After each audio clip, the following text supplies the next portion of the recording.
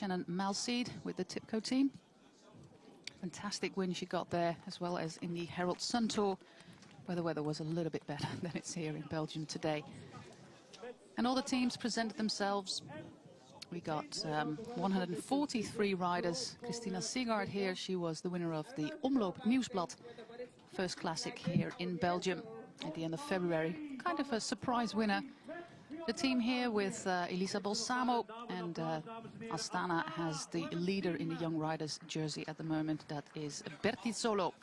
She wears a blue jersey, which is basically the same color as Astana has, so that's easy. Team from Norway with the Norwegian champion Vita Heine. And so we'll see all the teams lining up on the stage. Sheila Gutierrez here for Silence, the Spanish national champion, and of course Giorgia Broncini. And one of the stronger teams here with Chloe Hoskin, Marta Bastianelli, also Janneke Ensing, who's in pretty good shape and probably out there to show herself. Woudeels with former winner Marianne Vos. Here she is. She's also doing very well. Did 3 races so far and finished in the top 10 in all 3 of them. And Canyon Schramm, one of the very strong teams in Trofeo Binda with Ferrand Prévost.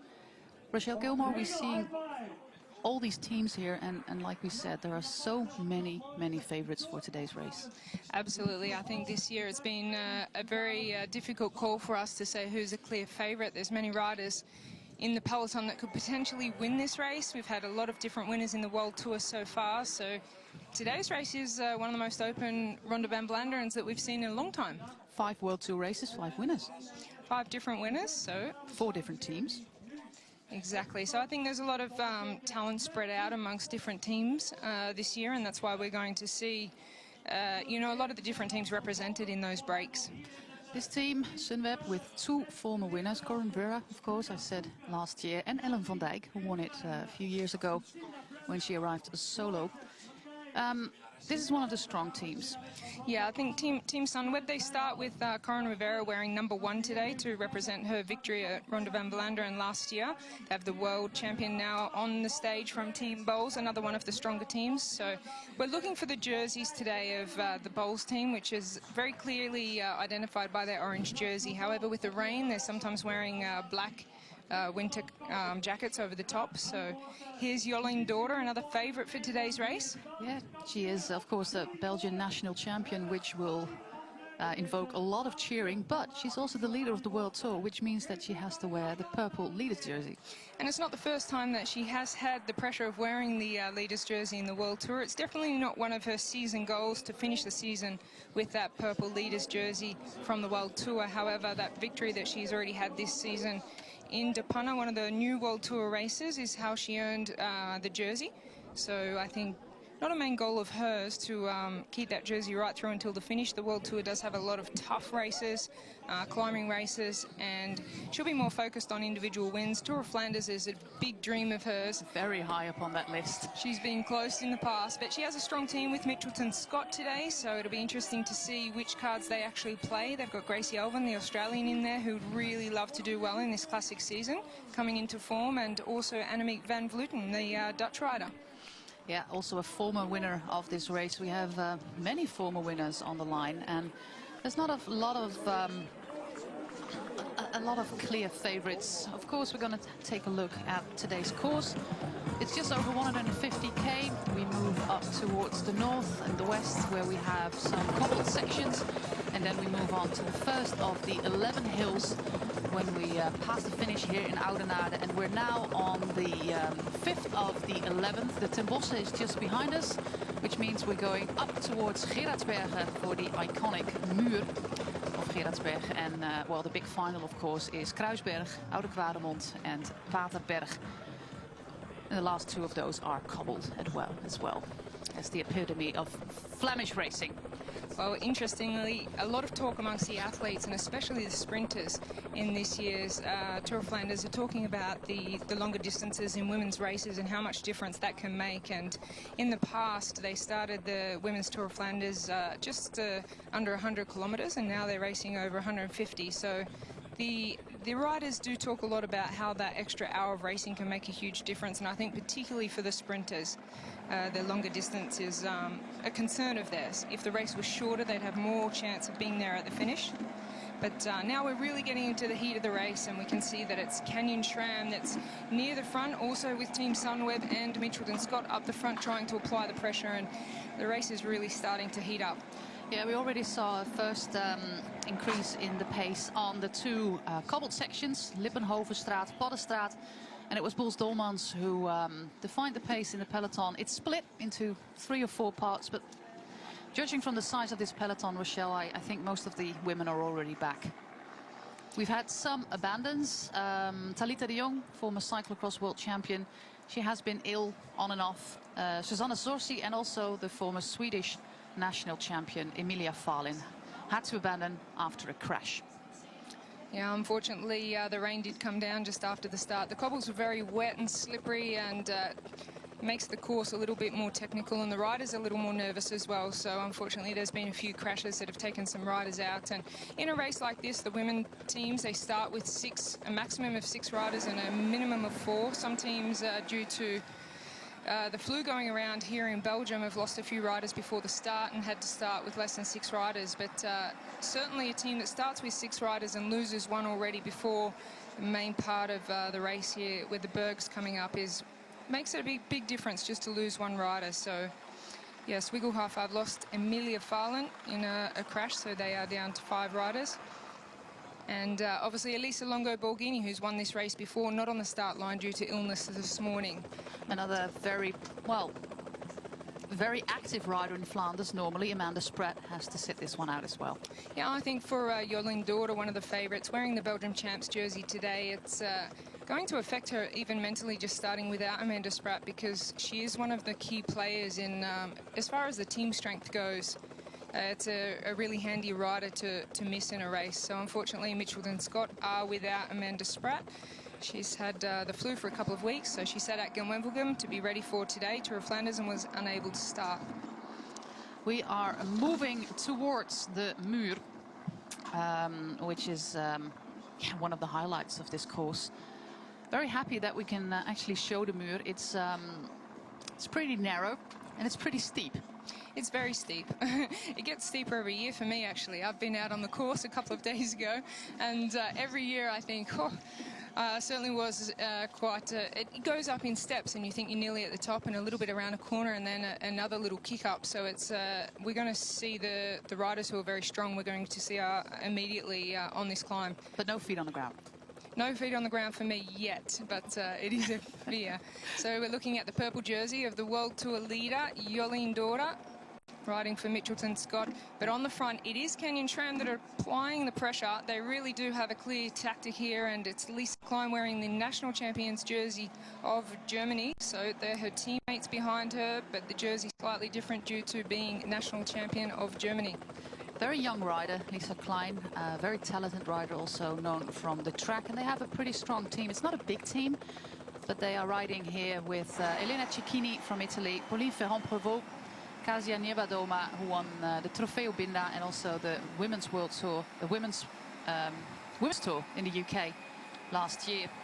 Trixie Warrack, who is one of the most experienced, if not the most experienced rider in this peloton. Hannah Barnes, fast at the finish, and Lisa Klein, who is, don't mind me saying it, the workhorse today. Well, absolutely, because if you look at their start list of 6 riders, Lisa Klein is the only one there that you wouldn't put up as a favourite. So they have a very strong team, and as you said, Cecchini, Ferrand-Prévot, Niebadoma, Warwick, and also Hannah Barnes. They could all win this race. Hannah Barnes has had some great form coming into the season. She's been very active, placed well at the front. So Isn't that a problem for a team to have so many cards to play? Isn't it easier to have a clear captain?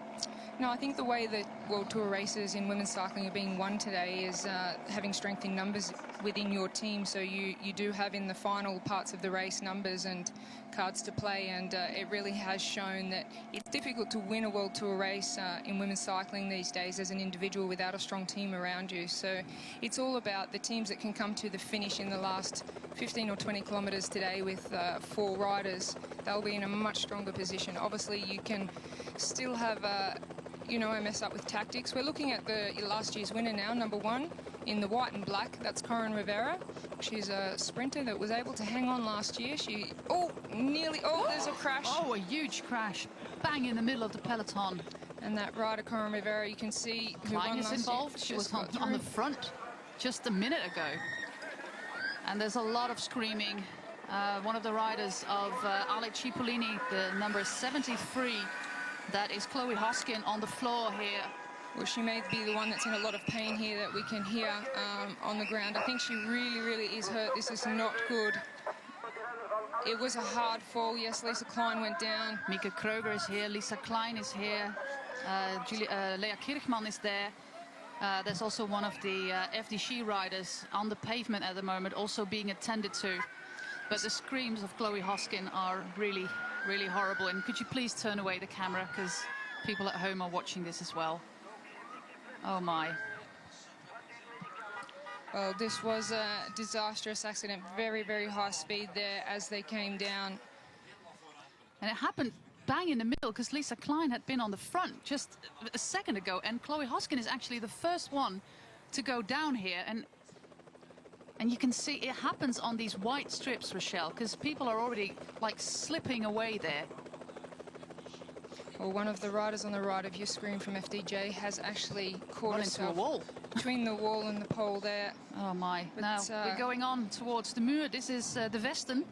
Actually the start from the market square in Gerardsbergen. This is the first part, and then we go up to the iconic chapel.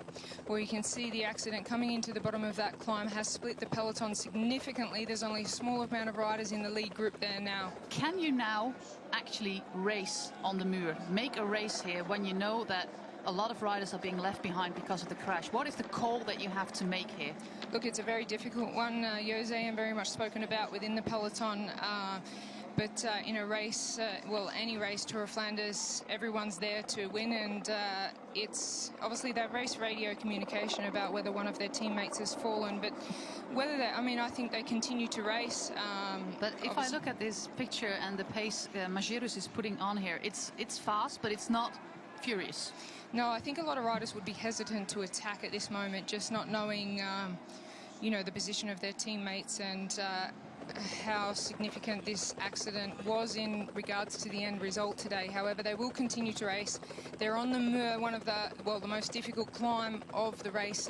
Paterberg is pretty tough as well. They are tough, and they come closer to the finish. So when the riders' legs are very fatigued, but at the moment, as we said, a very small peloton. Jolien Daughter has made it into that group. Yeah, Lisa Brenauer, Ellen van Dijk, Nieuwedoma. A lot of the favourites are right here. Floortje Mackay is there as well for Sunweb.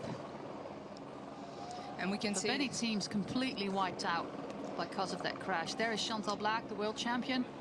So there'll be a lot of communication now on the radios, race radios, about where each of the riders from each team are positioned. And that's why we may see Boels applying a little bit of pressure, but not racing, not attacking, because they want to get their team back together. Because she's there, and I think Diederiksen is there, but that's it from Boels. Yeah, they've got a very strong team, so unfortunate situation there. But Ashley Moolman-Passio from Bigla Cervelo is there in the black jacket on the left, red helmet. And she hasn't finished outside of the top 10 yet this season. And these are some of the stronger riders, but Jolien Daughter looks very comfortable. Cecchini as well. It could be her year. Ellen van Dijk, one of the favourites for today. You can see the bikes just trying to distribute their weight a little bit over the back of the bike to keep some traction there. But Ashley Moolman near the front there. This is really hard. Your body really gets hit hard from a crash. This is Marianne Vos here. You don't recognise her because she doesn't have the European jersey on visibly, but she's here in the grey jacket. Also Sophie de Vuist, Christina Sigard. 141 should be Cecchini for Canyon SRAM. And here is Anna van der Breggen. And this is a strong group here, so we would assume they'll be able to make contact with these riders in the front. But for now, it's just 6 riders: Magirus, Ashley Moolman-Passio, and Jolien Daughter just struggling near the top there, but she'll be able to hang on just over the top. And Ellen van Dijk on the back. Lisa Brenauer of Wiggle High Five also in there. And here comes Marianne Vos with Gracie Alban, who's been peaking for these classics from Mitchelton Scott, just trying to make their way back. So Majura still on the front there, setting just a calm tempo to see if she can get Anna van der Breggen, her teammate, back in contact with this group. They're over the top of this hill. It's the 6th of 11. And we're now going to move towards the south, where the 7th is La Houppe. And then we end up in the French-speaking part of Belgium, in Hainaut. Lea Kirchmann here, Jasinska. And here's some other riders from Bulls trying to get back. This group will probably come back. Rivera here. Kirsten Wild also in there. So we can imagine all these riders will make it back into the race. They're maybe just dropped off the back on that climb due to the big crash that we saw just before this climb that's really upset the race and put pressure on a lot of the riders and teams. So this is the lead of the race. 6 riders just looking around, trying to get some teammates back in contention. Majeras is clearly waiting.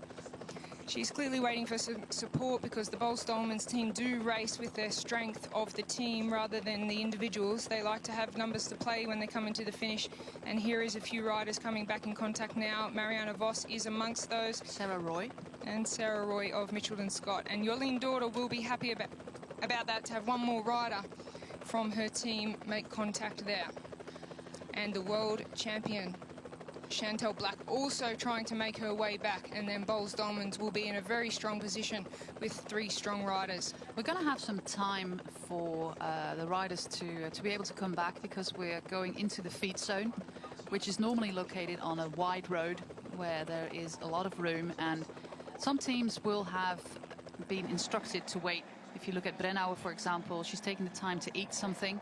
This is not full-on racing to eliminate all these other women who have been held up by the crash.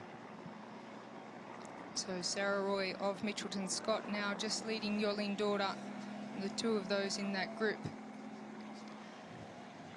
So most of the teams there do have some numbers, but they seem to be... We saw Corin Rivera, last year's winner in the black and white, just lock up the back wheel when that crash happened. And FDJ have certainly taken a very, very big fall. And Gutierrez is there as well, the Spanish champion. Amy Peters just trying to get her bike to safe hole. And one of the things that is happening in the current peloton, Rochelle, is some of these women are on disc brakes and the others are on conventional rim brakes. Well, we have seen in the last World Tour race against Wevelgem a lot of crashes, a lot more than we had seen in any previous races last year. But we feel that it could be due to the combination of some riders riding disc brakes and others not, because their reaction times are obviously all varying. So when one of the riders hits the brakes with disc brakes on it, sometimes the riders behind them can't react in time. So there's, especially with this weather where the roads are wet, and the riders that are on the normal brakes, what we're used to, are taking a little bit longer to brake and stop. So there is a bit of discussion about whether that's what's causing a larger amount of accidents in the women's peloton. We're getting word that the FDG rider who basically crashed into the wall, Monique Tenniglo, the Dutch rider, has abandoned, and one of the Sunweb riders, Julia Soek, has also abandoned the race. We have no word on Chloe Hoskin, but seeing the amount of pain the Australian was in, I don't think it is a good sign. We hope that she is okay, and when we have news, we will bring that.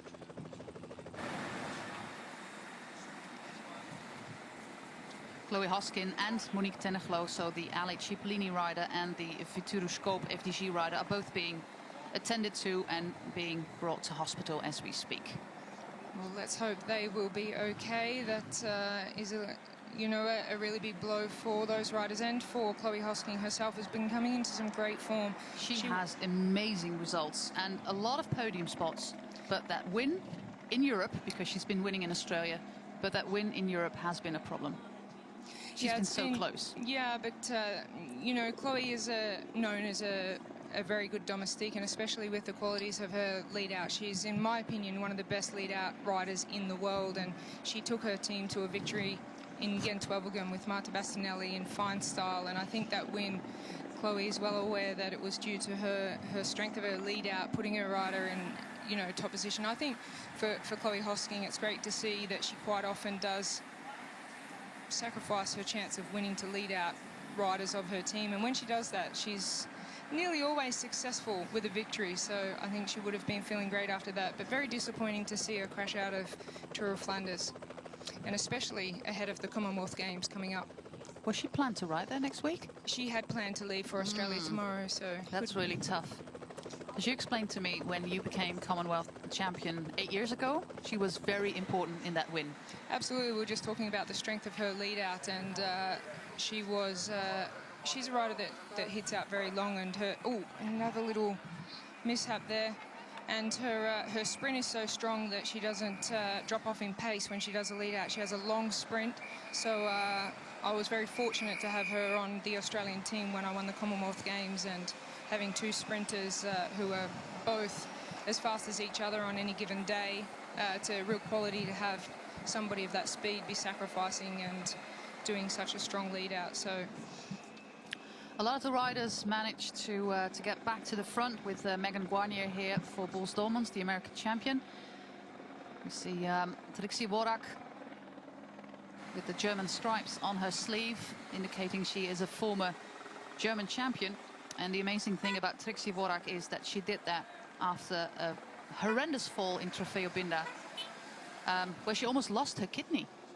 Yeah, I mean, it's another story about how for any cyclist at a social level or a sportive level, that most of the time really big accidents like that don't keep us away from cycling or on the bike, because the passion is in the blood, and as soon as you recover, you want to get back on the bike and get back into it. So it was for Trixie Worrack. She's been in this sport longer than anyone else in the peloton, and that's why we say she possibly has the most experience in this peloton. She rides for Canyon Tram, and a very good quality leader on the road as well, with the experience that she has.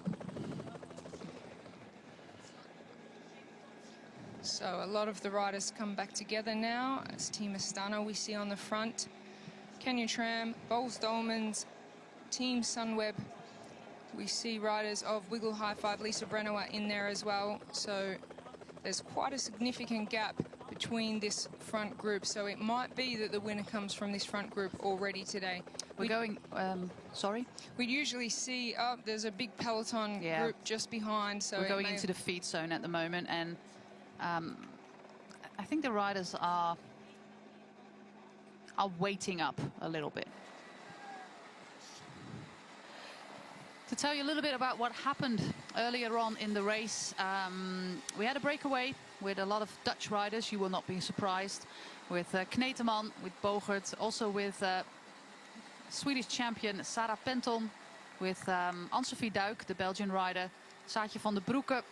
They had a maximum lead of about 20 seconds, not much more than that. Then we had a lone leader, the Dutch rider Nathalie van Gogh, one of the oldest riders in this peloton.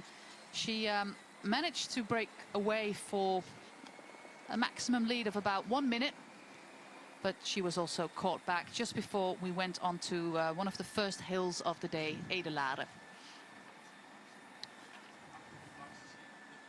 Some teams completely out of contention after that crash. No Lotto Soudal, for example, the Belgian team, and also missing some other teams here, Park Hotel, Valkenburg. We see the main sprinters, apart from Chloe Hosking, who unfortunately has crashed out. There is Corinne Rivera of Sunweb, who won last year, Kirsten Wild of Wiggle High Five, and Jolien Dorda of Mitchelton Scott still in this front peloton, so they'll be hoping to try and keep things together until the finish. And Lotte Lepisto looks like she's also made it into that group as well, so a lot of the big name sprinters there. Tour of Flanders has come back to a smaller reduced group like this a couple of times, but also been won in a solo breakaway. So we'll be looking for the solo breakaways at riders like Kazia Nieuwendomme, Ellen van Dijk, Anna van der Breggen, and also we're trying to spot Annemiek van Vleuten to see if she's made it back into this front group after that quite large pile-up we saw. Well, this huge group has made the connection with the front group. I think we're now back to about 80 riders. You can see a lot of riders now just dropping back to have a chat to their directors, maybe fix up their bikes after they had a little tangle up.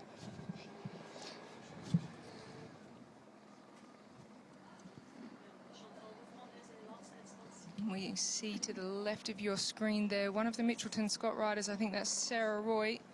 There are 4 of them here, with Jolien Dore nicely tucked in there in that purple jersey. This is a shot of Nathalie van Gogh, our early leader. And also just in front of her, Christine Majura. She rides for the Bowls team, and she's one of the most active riders you'll see in the peloton. She's already been controlling the pace. Nathalie van Gogh, she's been in the breakaway already today. It sounds like she might have some brakes rubbing or something. She just wants to get some service there. Trixie Warwick over to the right of your screen. We spoke about before, one of the most experienced riders in the peloton. Looks like looking for some neutral service there, and some riders still coming back from This seems very chaotic, this situation. I think at the moment there are a lot of riders dropping off the back. We get a view of the back of the peloton, riders wanting to speak to the director in the race car if their race radio communication is not very clear, but we see some attacks going off the front now. Silence. And the team of Silence, they had their sprinter Sheila Guterres touchdown a little earlier, so we're not sure she's back in this peloton, but behind her, Eri Yonomini, the Japanese. She's wearing the Japanese champions jersey, white with those red stripes. Wasn't that Rosella Rato? Rosella Rato from Silence could have been the rider who attacked there, just getting this race moving once again after a little lull of action. Quite difficult to recognize all the different riders when they still have their jackets on. Well, there's a bit of a discussion topic actually amongst the peloton, the riders and the team owners, and also the clothing manufacturers, because it's very hard to put the team print onto some of the fabrics they want to use in the winter and the cold weather and the rain. So you will see a lot of teams wearing black jackets that are not printed on, and it makes it very difficult to identify the riders when it's been wet and cold early season. Roxanne Kneteman in the yellow for Ale Cipollini, trying to distance themselves a little bit from the peloton. Some other riders trying to bridge across. Well, Kneteman is a name that you would be familiar with, and she's always very active in the races. And now that they've had Chloe Hosking crash out of this race, they may have a bit of a different tactic, going on the attack, looking for an opportunity rather than trying to bring a sprinter to the finish. I spoke to Janneke Ensing, the other Dutch rider on that team, and she was very hopeful for today's race.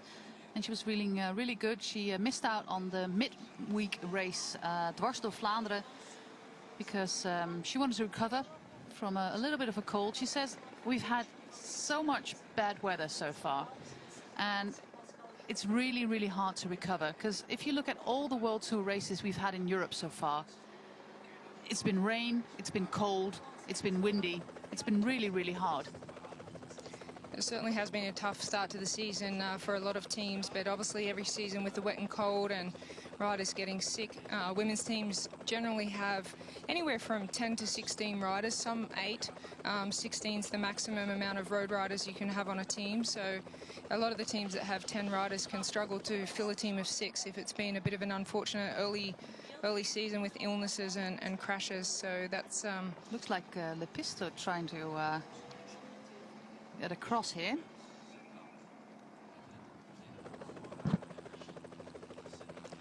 So 4 riders leading with 3 chasing across before the main peloton, which is being controlled by teams Sunweb and Mitchelton Scott. And in this front group we have 1 rider from Trek Drops, that is Elizabeth Holden, the British rider, and Ale Cipollini's Roxanne Kneteman.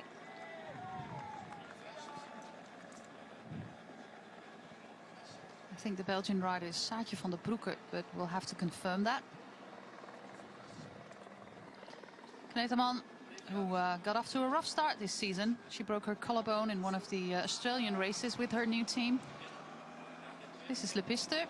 Well, an interesting move from Lepisto. She has won a World Tour race last year, and she's known to be a sprinter, but moving herself into this lead group is an interesting move, but she may want to just get a little bit of an advantage over the riders, try to save her legs a little bit. I can't imagine she would be forcing the pressure of this breakaway, being a sprinter, but she's never know. She's sometimes a little bit impatient, that she goes into all sorts of breaks and attacks, and especially when she races in national championships, being on her own as, well, basically the only rider from Finland at this level, she has to learn to wait a little bit more.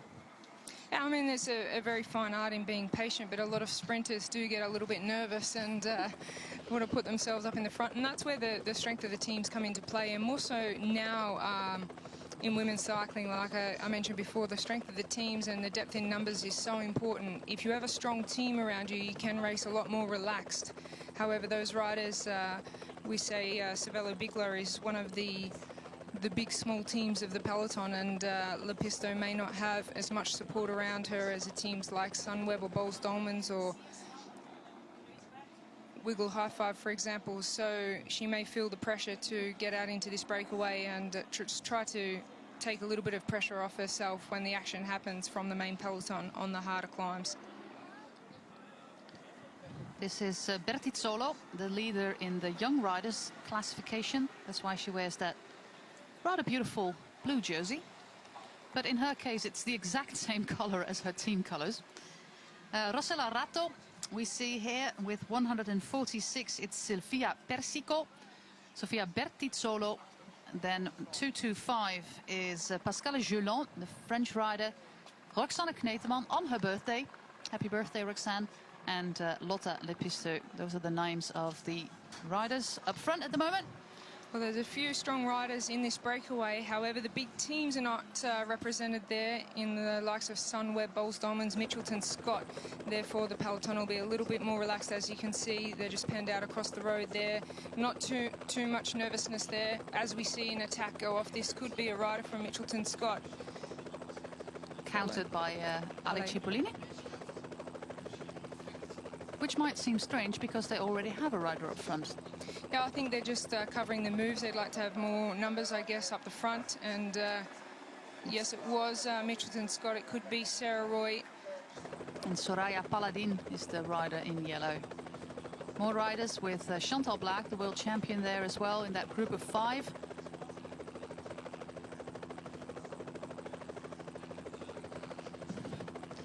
At 50k from the finish line. Rochelle, the route book indicated a feed zone, but I might have missed that.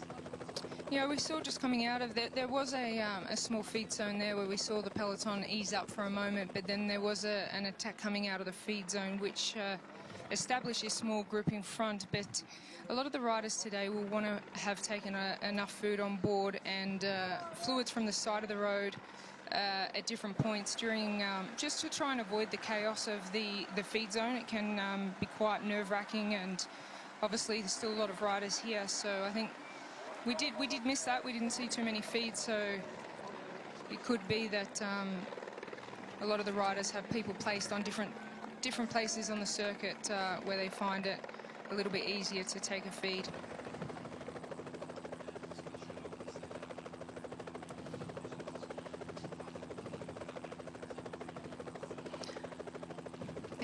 It is pretty windy out there today, so if you look at the finish straight here, Rochelle, and the wind coming crosswind, I think it plays into the hands of sprinters and to keep a small peloton together rather than a breakaway having a bit of just looking outside the commentary box here at the finish line at the flags, and it does look like there is a slight headwind, which will play into the advantage of those that want a sprint rather than a solo breakaway.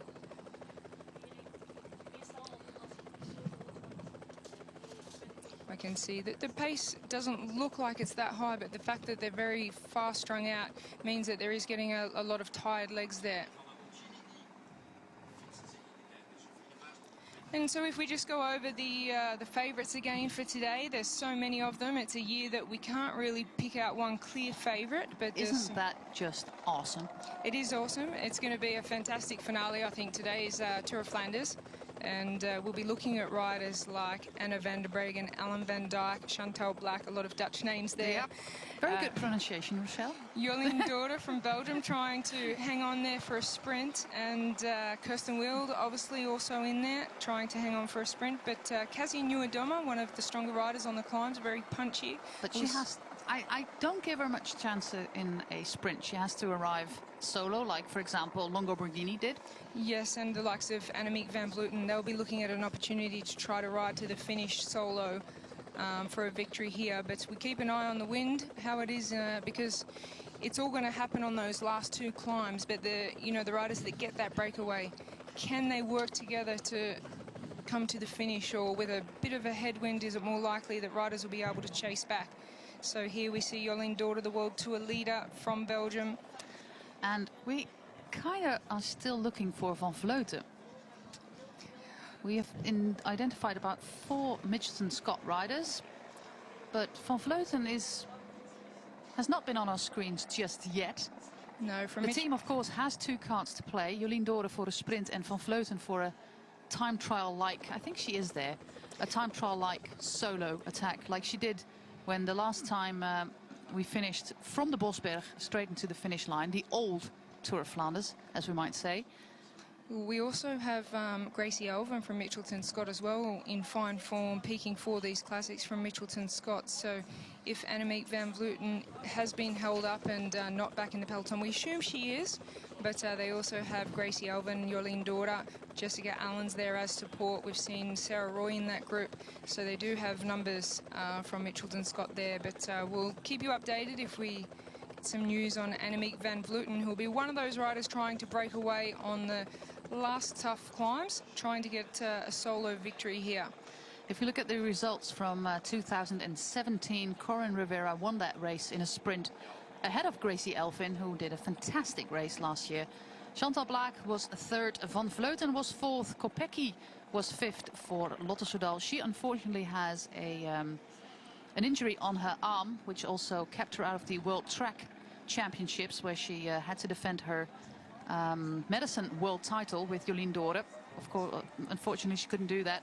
Cicchini was 6th. Leile Vite was the surprise in the top 10 last year. Nievadoma was 8th. Janneke Ensing was 9th. And Longo Borghini rounded up the top 10 in 10th place. So a lot of the riders from the top 10 from last year we have already identified. And this is typical.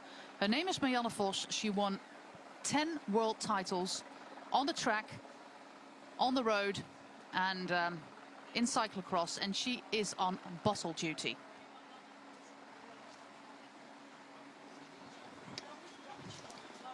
And that's the kind of rider she has become since her quite extensive period of injury. She's now helping the team a lot. Oh, she's just taken a bottle there to get a little bit of a swing back into the peloton, but interesting that she's choosing not to take her jacket off just yet, but that shows a little bit of confidence. Very experienced and also loves the technical aspects of cycling. So I think Marianne Vos has come into some pretty good form this season. It's been a long road back after some downtime in the sport, but she has a long history. Obviously the most decorated female road cyclist of our time. But isn't it weird that out of a team of 6 riders, she's the one going to get bottles? Yeah, very, very strange, given that she would be the rider from their team that could win today. And I think even though she has gone back from bottles, she'll still be in the mix towards the end. We see some riders just getting pushed off the side of the road there, so still a little bit of nervousness in that peloton. Vos did 3 races so far. Ronde van Drenthe, where she came in 5th. Trofeo Binda, where she was 3rd. And Gent-Wevelgem last Sunday, where she was 12th. So she was in the mix in all these 3 races. She did a shorter cyclocross season, which was pretty hard on her. She got a cold, and it took her a really long time to get over that. So she took some time off and only started her road season on the 11th of March in Drenthe. This is Floortje Mackay, who is very recognizable with those blonde curls. Yeah, she's had a fantastic career and in good form this season as well. She's won Gent-Wevelgem in the past, and this season she's been right in the mix too with all of the races, so she'll be one to watch out for today. If she can make it to the finish, she's got a very fast kick on her at the end. So Floortje Mackay of Team Sunweb, they've got a super strong team in the race today. Ellen van Dijk, one of the favourites. Corinne Rivera, who won last year, still in the front peloton. She's known as a sprinter. And Floortje Mackay just taking on as many bottles as she can to take back and give to her teammates.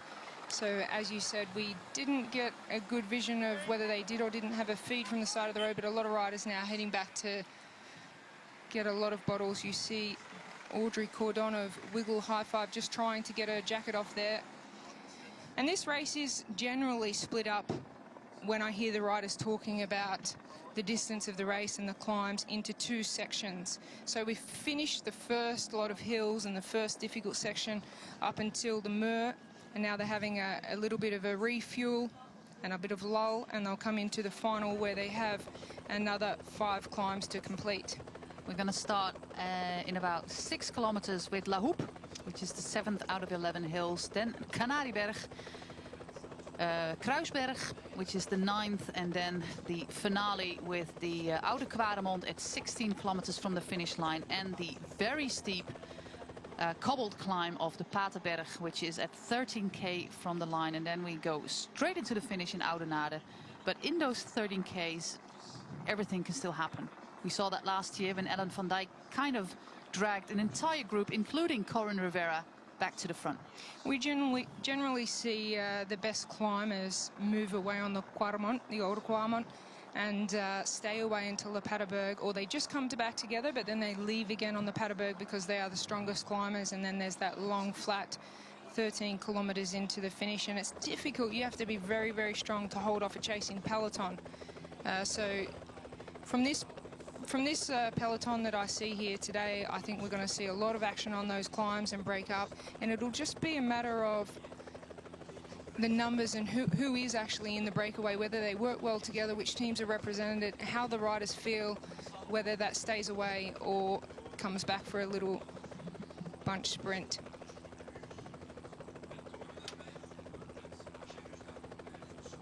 So quite a big peloton now come back together.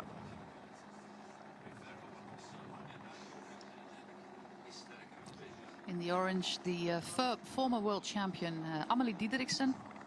She's got the rainbow bands on her sleeve. She won the world title in Qatar. She also won 2 world titles as a junior rider.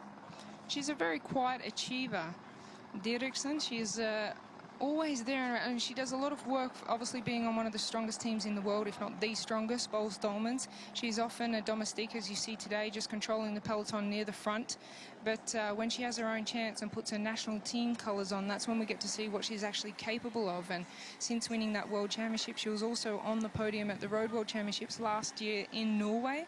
So a very, very fast sprinter, and it's very difficult to acknowledge actually how consistent she is when she's often the domestique for one of the strongest teams in the world. This is Corinne Rivera, the American, the first and only ever American to win Ronde Van Vlaanderen last year. So she starts today's race with #1, which she said was a huge honour. And I think it's great that she is recognised for that victory last year. Again, bring back all those great memories. And she was feeling very relaxed and calm before the start. I think she's dealing with the comments of, can you do it again, very well. I mean, to win Tour of Flanders more than once is back-to-back never happened. A great ask, but back-to-back did happen once, all the way at the beginning of this race, and we're speaking about 2005 and 2006 when the Dutch rider Mirjam Melges won back-to-back victories. Since that moment, it hasn't happened. And Rivera, of course, won no less than 3 World Tour races last year. Oh, another crash here.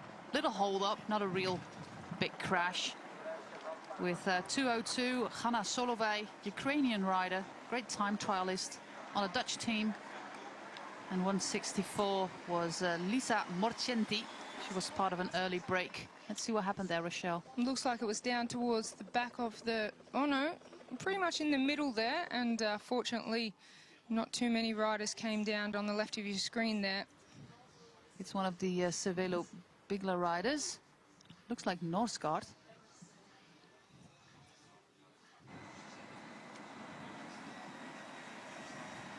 Well, they'll be using the adrenaline now after that just to get back into the peloton, and they know that now's the moment, because once they get to those last final climbs, it'll be very, very difficult. So just maybe some bike trouble there.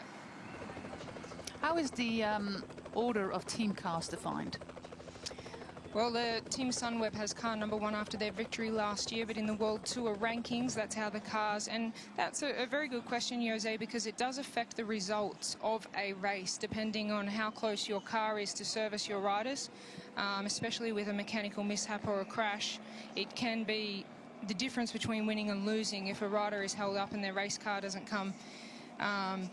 The majority of the riders are using Shimano components, but obviously there's 3 of the bigger teams, or 2 of the big teams riding SRAM, and then just a couple of teams using Campagnolo. But now with the difference of some riders being on disc brakes and not, it's very important that you do get serviced from your team car. It's much more difficult these days to be serviced from the neutral vehicles and have very well working and compatible equipment. So it's very important which car number, because it takes a long time if you're on the side of the road with a flat tire for your team car to come from the last car in the peloton. So the draw of the cars after the World Tour rankings are put in place, and the top World Tour teams get the first cars in order of their ranking coming into each race.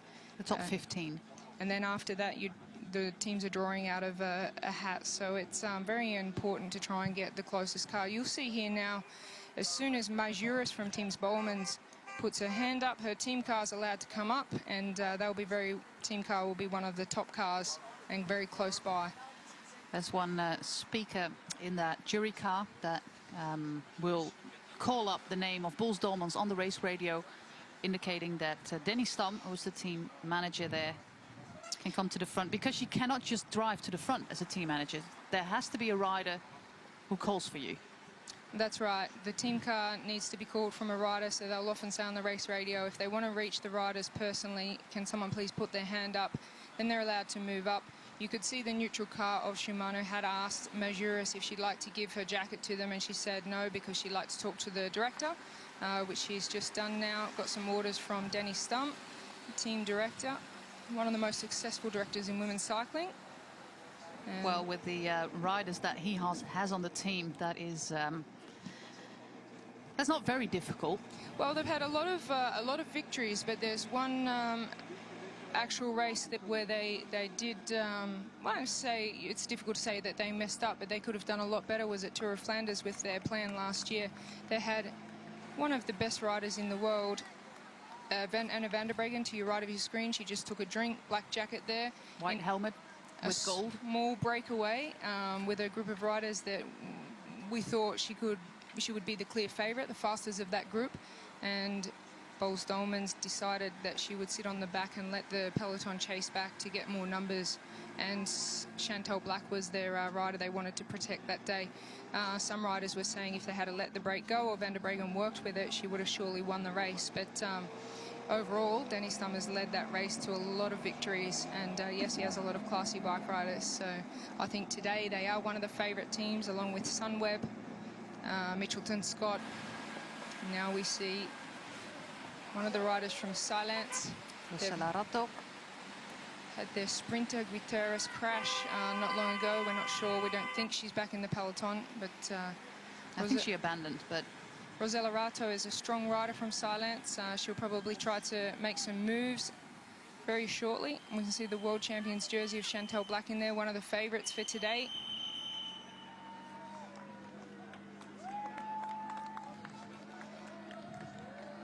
And Wiggle High Five also still in there with Kirsten Wild, who had a fantastic week on the track at the World Championships. 3 gold medals in 1 week.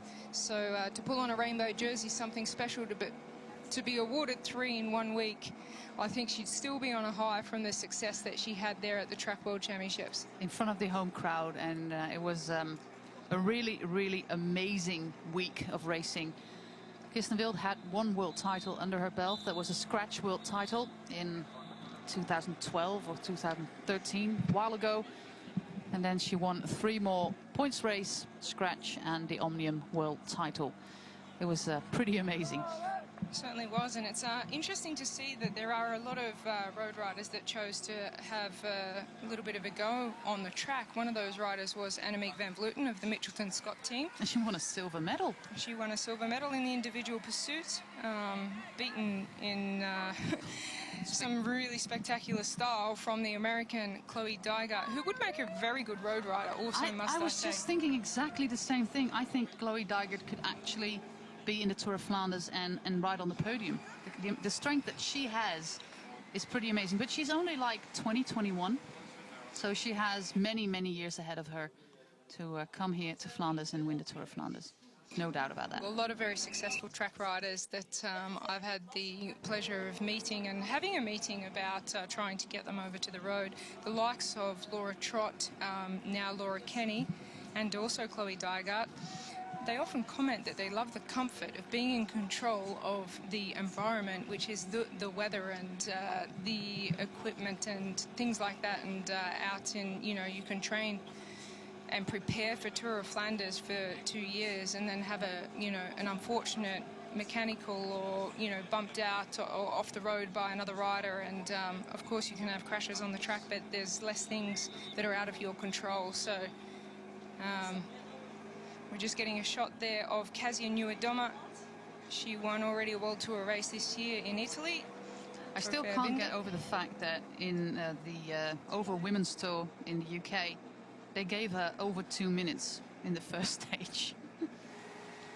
That must have been one of the weirdest stories from the Women's World Tour last year, as if they had no idea who she was. Yeah, it was interesting, and I mean, I still reflect on that race wondering why would they let her get that much time, but she's one of the strongest climbers in the peloton, and I think a lot of riders underestimate how difficult the actual course and the stages are at the OVO Energy Women's Tour, and they let Kasia go, and she just took it all the way to the finish and won the Tour on that one stage. It shows how strong she is, and she already had a European title under her belt by then, so she is quite an extraordinary rider. She has a lot of chances on this team. Canyon SRAM, in terms of numbers, one of the smaller teams in the Women's World Tour, but they have so much quality on that team. And basically, if you look at the riders here, apart from Lisa Klein, who unfortunately crashed out, they have 6 potential winners in all sorts of scenarios that the race can pan out to be. So that makes it a really, really interesting team.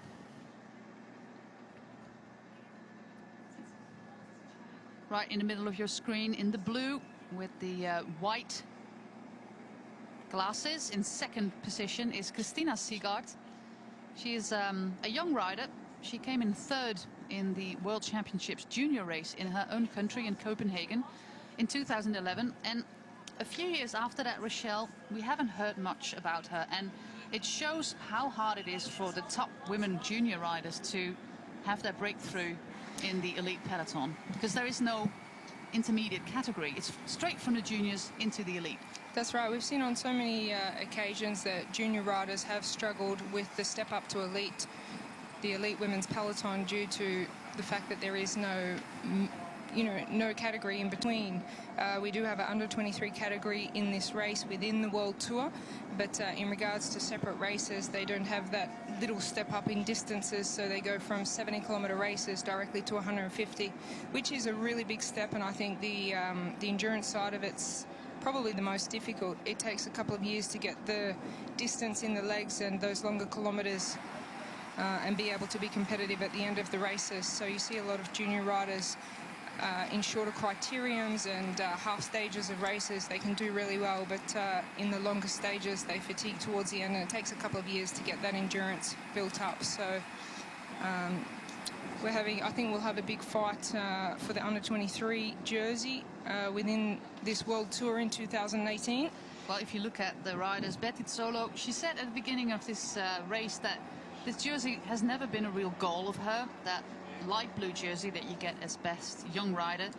But she's leading the ranking now by 12 points. In second place, Elisa Balsamo, who is a former junior world champion, and also Dutch rider Shana Kordevaart. She has 8 points. Lisa Klein is in 4th in 6th points. So we now see that something's happening. Yeah, I think the wind is actually playing a part here, and Boels Dolmans are actually very, very good at sensing when the wind is coming. That's Danny Stum we talked about before, the strength as a director. He really does know these courses very well and when to apply the pressure, and they are splitting this peloton up. Dog on the road. There was a dog in the peloton.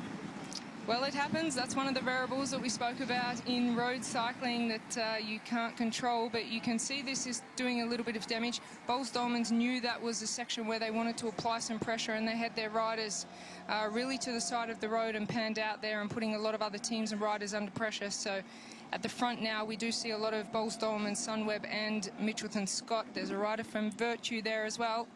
There's 2 riders making a big impression on me at the moment. Jolien Dore. She has been at the front the entire race, and Kirsten Wild. Well, both sprinters, and you will actually see that they're going to often be placed together, because if they miss or they drop a wheel, their teammate should be there to try and close the gap as well. So it'll be interesting to see Mitchelton Scott if they do play the card of Jolien Dore today, or they send Annemiek van Vleuten up the road. We still haven't seen a shot of her in this peloton. No visual just yet. No visual just yet. So now they're on the climb. Yeah, we're on the Canarieberg, which literally translated as Canary Mountain. It's 1,000 meter long. You can see the graph here, and this is one of the steeper climbs, and all the climbs coming from now on are no easy feat. They are really, really tough and can make all the difference, especially since we've been racing 115 kilometers now. And as Rochelle explained before, when we started the Tour of Flanders, the race distance for women was under 100 kilometers. It's now 150. And we're now getting into that infamous last hour of racing. Well, we can see one of the Mitchelton Scott riders at the back there struggling. I think that may have... Oh, well, Annemiek van Vleuten is certainly in there. She's wearing a black jacket. That's what we thought might have happened. As we said before, it's not the printed jersey, but when they go to their winter fabrics that they turn to black. And she's wearing the Mitchelton Scott green helmet there with black just to your left of the screen, behind Amy Peters, who's in fine form. But as you say, Jolien Dore there positioned very well.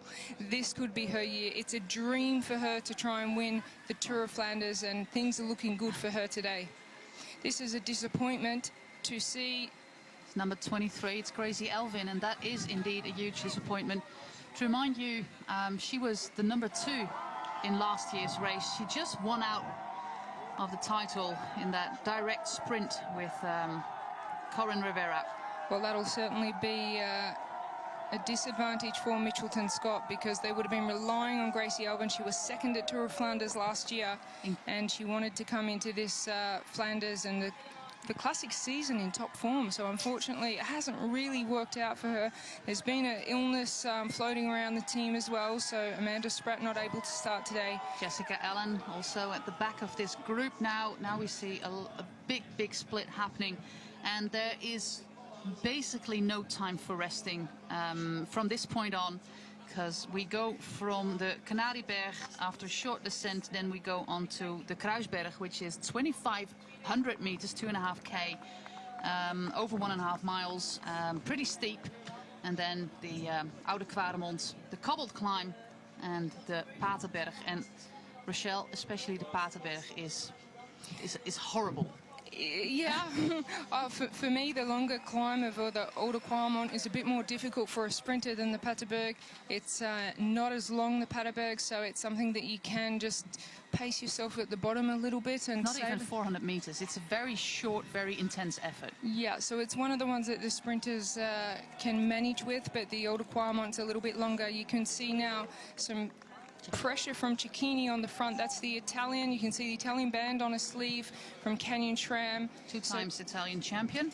Cecchini, also a classics rider, wants to do well during this classic season. But Ellen van Dijk, one of the riders that we put down for our 3-star favourite, Ellen van Dijk, and the likes of Anna van der Breggen.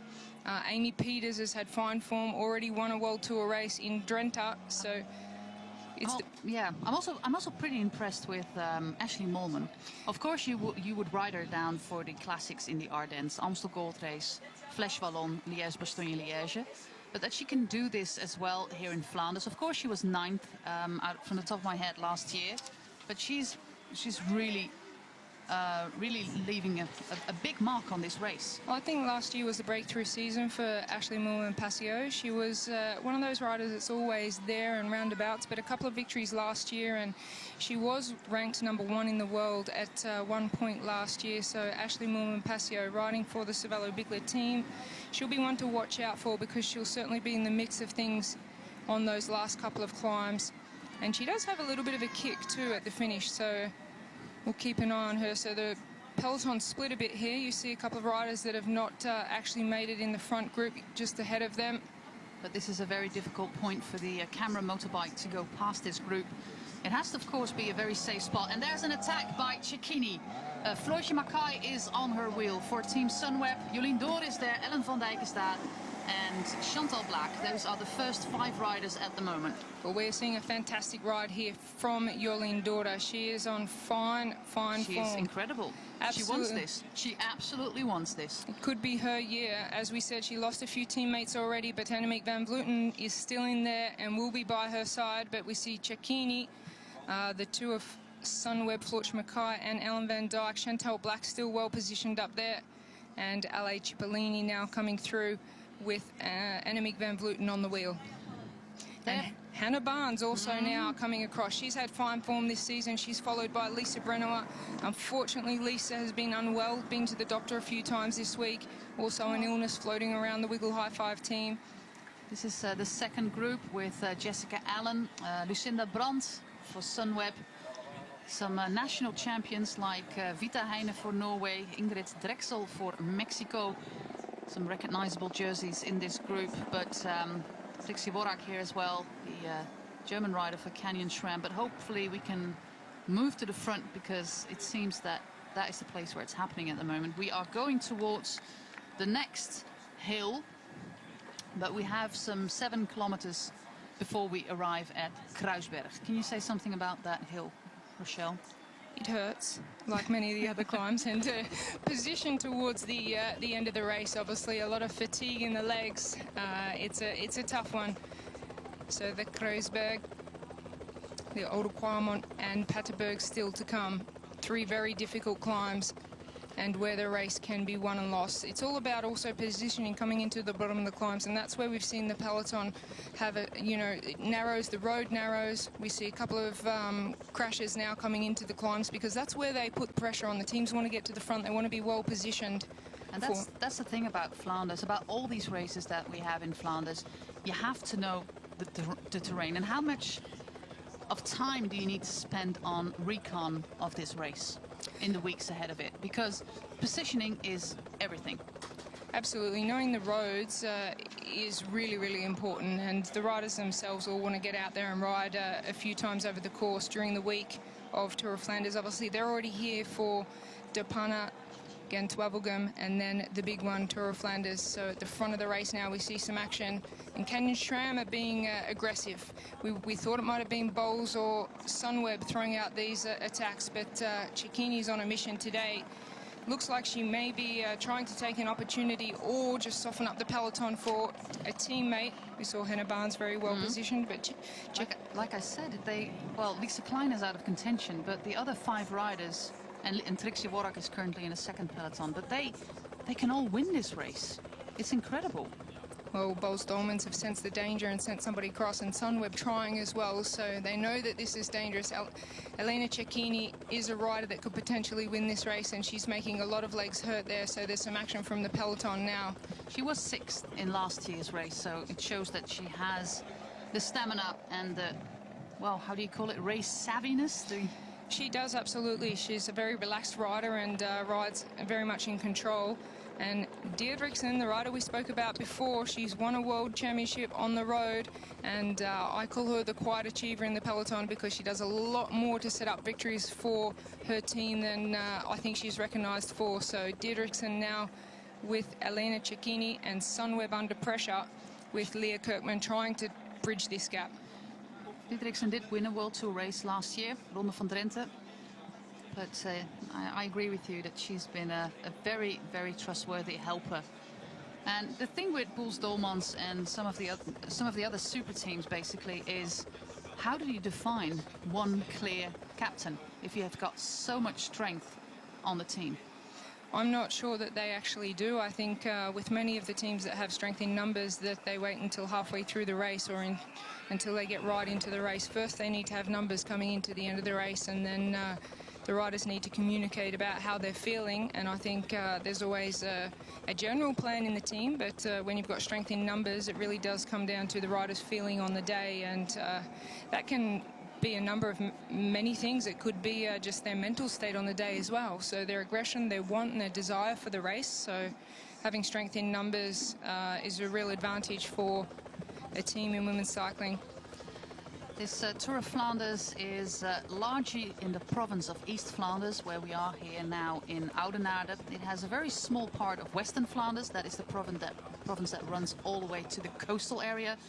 And we're now currently riding in Hainaut, and that is a French-speaking part of the country, and it's basically bordering the north of France, so you can kind of visualize a little bit where we are in the south of the country. And these two riders have a little bit of a gap, and the motorbike seems to have a little bit of trouble getting away with this turn. Well, 31 kilometres to go for Tour of Flanders, and it's really heating up out there. This race has been won with an attack just around the 30 kilometres to go. Longo Borghini did it. Longo Borghini. Van Dijk did it. Yeah, and I think a lot of people would say they think it's a little bit too early. With the strength of the peloton this year, it could be a little bit too early. Wait until one more climb in the legs and a few more riders fatigued, but because of the strength of numbers in the teams, it's very difficult for a solo breakaway. But Elena Cecchini is really now, she's just emptying the tank. She's giving it everything she's got. There's some communication on the race radio from Leah Kirkman, just trying to let her teammates know how she's feeling there, whether they need to close it down. Look at the shape of that peloton. This is raced at a really, really high pace at the moment. We did start a little bit later than planned, which means that we cannot rely on the road book for our schedule, but I think we are around the slowest schedule, which is amazing, because I would have thought this race would be raced right from the start, but it has been well, I wouldn't say slow at 36, 37 k's an hour average, but it hasn't been full on from the start. No, I think we had some pretty heavy rain there just at the start as well. I think they took off from the start line a little bit late as well, which is another reason why they're riding behind the scheduled times that we have. But this could just mean a more explosive finish to the race. Things are now really, really getting interesting. We are moving fast towards the 8th of 11 hills, or the 9th of 11 hills, I must say. So there's 3 left, and these 3 hills are pretty rough, as Rochelle already said. We start with Kruisberg, or Hoton in French. It's 2.5k, it averages 5%, and maxes out at 9%. It's not the hardest, but then we move on to the Oude Kwaremond, which is just over 2k, but the cobbled part makes it really, really hard. 11.6% is maximum, and then the Paterberg, which is only 360 meters long. It is fully on cobbles, which makes it really, really hard to get a grip with your bike, and the average is 13%, Rochelle. Yeah, we're going to see some very difficult climbs if they're still wet. The roads have dried up very quickly. Still wet here at the finish line, but sunshine coming out, and I think the roads will dry up. You can just see the roundabout here. A few riders choosing to take different sides of the roundabout. Doesn't affect much there, back together. And it's Lisa Brennauer now on the front of the group. She will be thinking about Kirsten Wheel, just hoping that she's there in the peloton and trying to control things a little bit to keep their sprinter in contention. Previously, when we would discuss Kirsten Wild, I would say, you know, a race 110, 120k is kind of the max for her. But that has changed. Yeah, I think it has changed, but the fact that she spent a lot of time on the track over the winter means that she wouldn't have the endurance that some of the other riders will have. Jolien Daughter should be in the same position, but we've seen Jolien Daughter having a fantastic race today, very well positioned at the front. Another sprinter there, Corinne Rivera, who won last year, wearing number 1. Looks like she's struggling to hang on. But on she's the tougher always part. at the back of the peloton. I was just about to add that, but we've seen that plenty of times. And at the front of the peloton here, we see Boels Dolmans. But it does seem like a very dangerous part to be. Because if it happens at the front and you're all the way at the back of the peloton, is that some sort of gamble that you take? I think it is a gamble that Corinne Rivera takes, and one reason she can do that is because she has a lot of strong teammates as well. So she'll struggle over this climb, but if she can just stay close enough to the peloton, she'll immediately have a few teammates with her to help chase back on.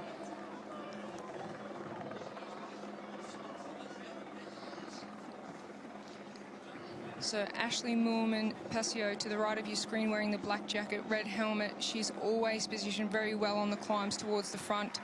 Amy Peters also at the center of the front, and all the way struggling at the back is Sarah Roy. This is Ronde, the city where we are at the moment. Amy Peters, winner of the Tour of Drenthe earlier this season, the second race in the World Tour. We had 5. We started with Strade Bianche, which was won by Anna van der Breggen after a very impressive solo effort. Ronde van Drenthe won also by Boels Dolmans, Amy Peters in front of Alexis Ryan and Chloe Hoskin. In Italy, Trofeo Binda was won by Kasia Niewiadoma, the Polish rider, ahead of Chantal Blaak and Marianne Vos.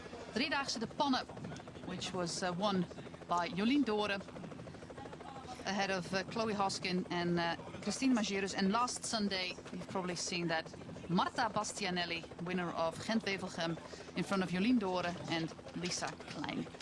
So those are the 5 winners so far. And who's going to be the 6th name on that list? If you had to name one favorite, Rochelle Gilmore, and if I really, really forced you to do that, to make a choice. Well, I'd like to say 2, Ellen van Dijk and Anna van der Breggen. I think they're both looking fantastic. Ellen van Dijk does do a lot of work, though, looking around now for her teammates. But it looks to me Amy Peters was doing the job for Anna van der Breggen, and Chantal Blaak could be another big name. So I can give you 3 names, Ellen van Dijk. Was not the question. Van der Breggen and also Chantal Blaak, wearing the World Champions jersey there. But Boels Dolmans in the stronger position here than Sunweb, because they have 3 riders, Chantal Blaak, Amy Peters and Anna van der Breggen, and trying to get another rider across now. There's Floortje Mackay, and I think it's Sophie de Vuist for the Belgian team. 221, yeah, that's Sophie de Vuist. She returned from quite a horrific injury that she sustained last summer, where she was hit by a truck. And she had months and months of grueling rehab, but she's back and she had some great results, and she's here at the pointy end of the race. Well, this is the second chasing peloton here. Now the fireworks begin. It's Anna van der Breggen. Aha. She is the Olympic champion, and she's applying the pressure now. Ellen van Dijk chasing. And this will play into the hands of Boels Dolmans, because they have 2 other riders in this breakaway, which is Chantal Blaak and Amy Peters. So it's Anna van der Breggen on the attack and Ellen van Dijk trying to close her down. This is a very strong move, and there's hesitation back in the group. Who's going to do the job? Van der Breggen has been on the podium once before in this race, which was in 2015 when she came in 3rd. So Anna van der Breggen opens up this race. This is the moment where we have seen the attacks before, and in case of Elisa Longo Borghini in 2015 and Ellen van Dijk in 2014, they held on until the finish line. So this might be the move. It could definitely be the move from Anna van der Breggen. It's Ellen van Dijk who could not make it across, so it's now up to Sunweb. I've only got Ellen van Dijk there, so who's going to do the chasing? It's Canyon Schramm who take it up now, they know this is the moment. They cannot let Anna van der Breggen get too much of a gap, and they'll be sensing the danger for sure, but this is a rider that could well ride all the way to the finish. There needs to be some quick cooperation back in the peloton to bring her back, because it's a strong move and a very strong rider. She hasn't won the Tour of Flanders yet, but if you remember last year, it was amazing what she did with Amstel Gold Race, Flèche Wallonne, Liège-Bastogne-Liège, the Amgen Tour of California. And I think I'm missing out on one of those races. I think she did 5 World Tour races. She won the overall ranking naturally and also topped the UCI women's ranking for 2017. She's an amazing rider, Anna van der Breggen. She is a registered nurse. And after she finished that school, after she finished that education, she focused on racing full-time. She comes from the northeast of the Netherlands, around Zwolle, where she lives. And it's also the same place where Kirsten Wild is from. It's the same region. And of course, Anna van der Breggen is gearing up to do another great Ardennes week. But if she could do it 2 weeks in advance and get her second World Tour win, I don't think she would refuse. Well, she's in fine form, and I think this is a move that could go all the way to the finish, because there's been some hesitation in the chasing group behind, and she's not going to look back now. She's going to ride that all the way to the finish. And we're getting an 8-second gap on the screen. However, it looks like it's a lot more than that. This is much more than 8. This is the first group chasing with Ellen van Dijk. Well, I sense that this could be the winning move from Anna van der Breggen, because there's a lot of hesitation there in the group, and they know that that's a rider that would be very difficult to bring back. So Anna van der Breggen has timed her attack to perfection. At this point, it looks like it would be very difficult to bring her back. 26 seconds gap for Anna van der Breggen. Can she take it to the finish? Well, it is, of course, from the Paterberg another 13 kilometers to the finish line. And being on your own is, of course, very, very difficult. But if you look back at Strade Bianche, the first World Tour race of this year, she attacked about 20k out from the finish line. Elisa Longo Borghini tried to follow her, but had to give up that chase quite fast, actually. And Van der Breggen won that race in Siena. It was quite a remarkable race. That is the second group, which is about, I think, 9 or 10 riders. And Anna van der Breggen is all the way up front with some motorbikes around her. 26 seconds is what GPS indicates at the moment. I think that is about right. And looks like one of the Canyon SRAM riders is going to chase Van der Breggen, and she gets one of the Bulls riders as a guard dog, as a guard. Anna van der Breggen through the turn. Well, she's got a handy little gap there, and I think she can take this to the finish, Anna van der Breggen. She's one of the strongest riders, if not the strongest. She has that win from Strade Bianche already this year. And I think she may have timed her season a little bit differently, given that she did win those 3 classics in the Ardennes, that she is now focused on the earlier part of the season. And we're seeing now that she's a level above the rest. 24 kilometers to go. Can she hold off the chasing peloton? We still don't see the peloton coming through that turn, and we are at 30 seconds at the moment. So the gap is only increasing. Oh, we don't get a shot of that turn. I think this is it. I think that's the winner of the day, Anna van der Breggen. She's gone away. Okay, 23 kilometers to go. It's a long way. This is no chase. You can see that this chase is allowing the peloton to come back together. Wanya is eating. Maybe they sense they need some more strength to have a chance of bringing back Anna van der Breggen. 50 seconds, 51 seconds I clock. This could be the race for second place. Oh, that my. Now these riders are allowing the peloton to come back together, and 54 seconds for Anna van der Breggen. I think we're looking at a race for second and third here amongst these riders, because Anna van der Breggen is away with 53 seconds on the way to the finish of Tour of Flanders in 2018. Her team put her in a very strong position, because they had Chantal Black, who's very capable of winning this bunch sprint if it comes to a bunch sprint, for second place. And also Amy Peters. So Chantal Black will cover the moves now. And we have a move from the Movistar rider. They've had a really good first season, so first season as a UCI professional team, movie star. They've been very impressive. And now they come back together, which puts the sprinters like Jolien Daughter, Kirsten Wild and Corin Rivera back into the mix for a podium today. But it's a minute. Anna van der Breggen has a minute. And this second group is coming back.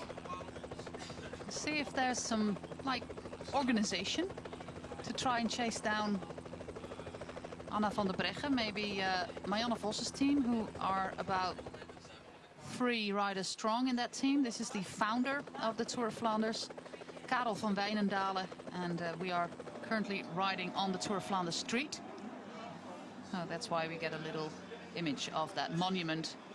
Well, Anna van der Breggen now just putting herself into a comfortable riding position, leaning on the handlebars there. She's going to time trial her way to what could be a Tour of Flanders victory for the first time. There's not many races Anna van der Breggen has not won. She has an Olympic title to her name, Giro d'Italia, the 3 Ardennes Classics in the 1 week. It does seem like a little bit of a headwind on this road. And this will be what is playing in the minds of this peloton. They know that they needed strength in numbers to pull back a rider like Anna van der Breggen, and once they get over the last climb onto the flat, 13 kilometers to go, they will no doubt have any riders that have teammates there put them on the front and try to bring it back. It's Hannah Barnes on the front for Canyon SRAM. I do think we have a little bit of a cross headwind in the finish straight here. A large group of riders managed to come back and join this first peloton, and maybe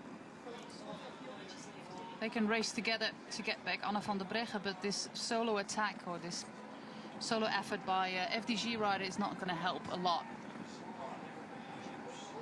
Teams have to work together now at the moment. It's not that they're riding slowly, Rochelle.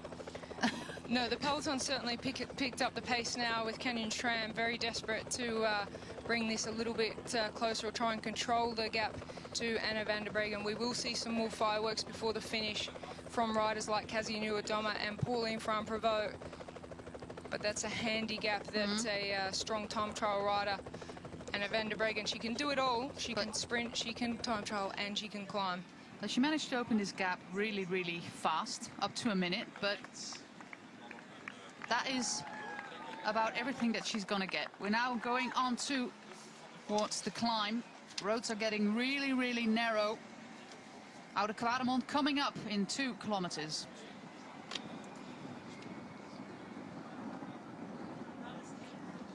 If some teams manage to work together at this point, Rochelle, it can still happen. It can still come back together, especially if there's a slight headwind into the finish. And Anna van der Breggen, she may not have the endurance to go that long. However, we did see victories in the past with a similar move with that far to go and a rider in a similar strength to Anna van der Breggen. So it's definitely possible, and it'll depend on how much time and how many fireworks there are on the last 2 climbs coming into the finish. But Boels Dolmans have things under control at the moment, with 3 riders very well positioned at the front of this peloton. Chantal Black, Amy Peters, and perhaps even Deirdrickson. I'm not sure if her role's finished for this today, but Canyon SRAM very keen to keep the pace high here as well.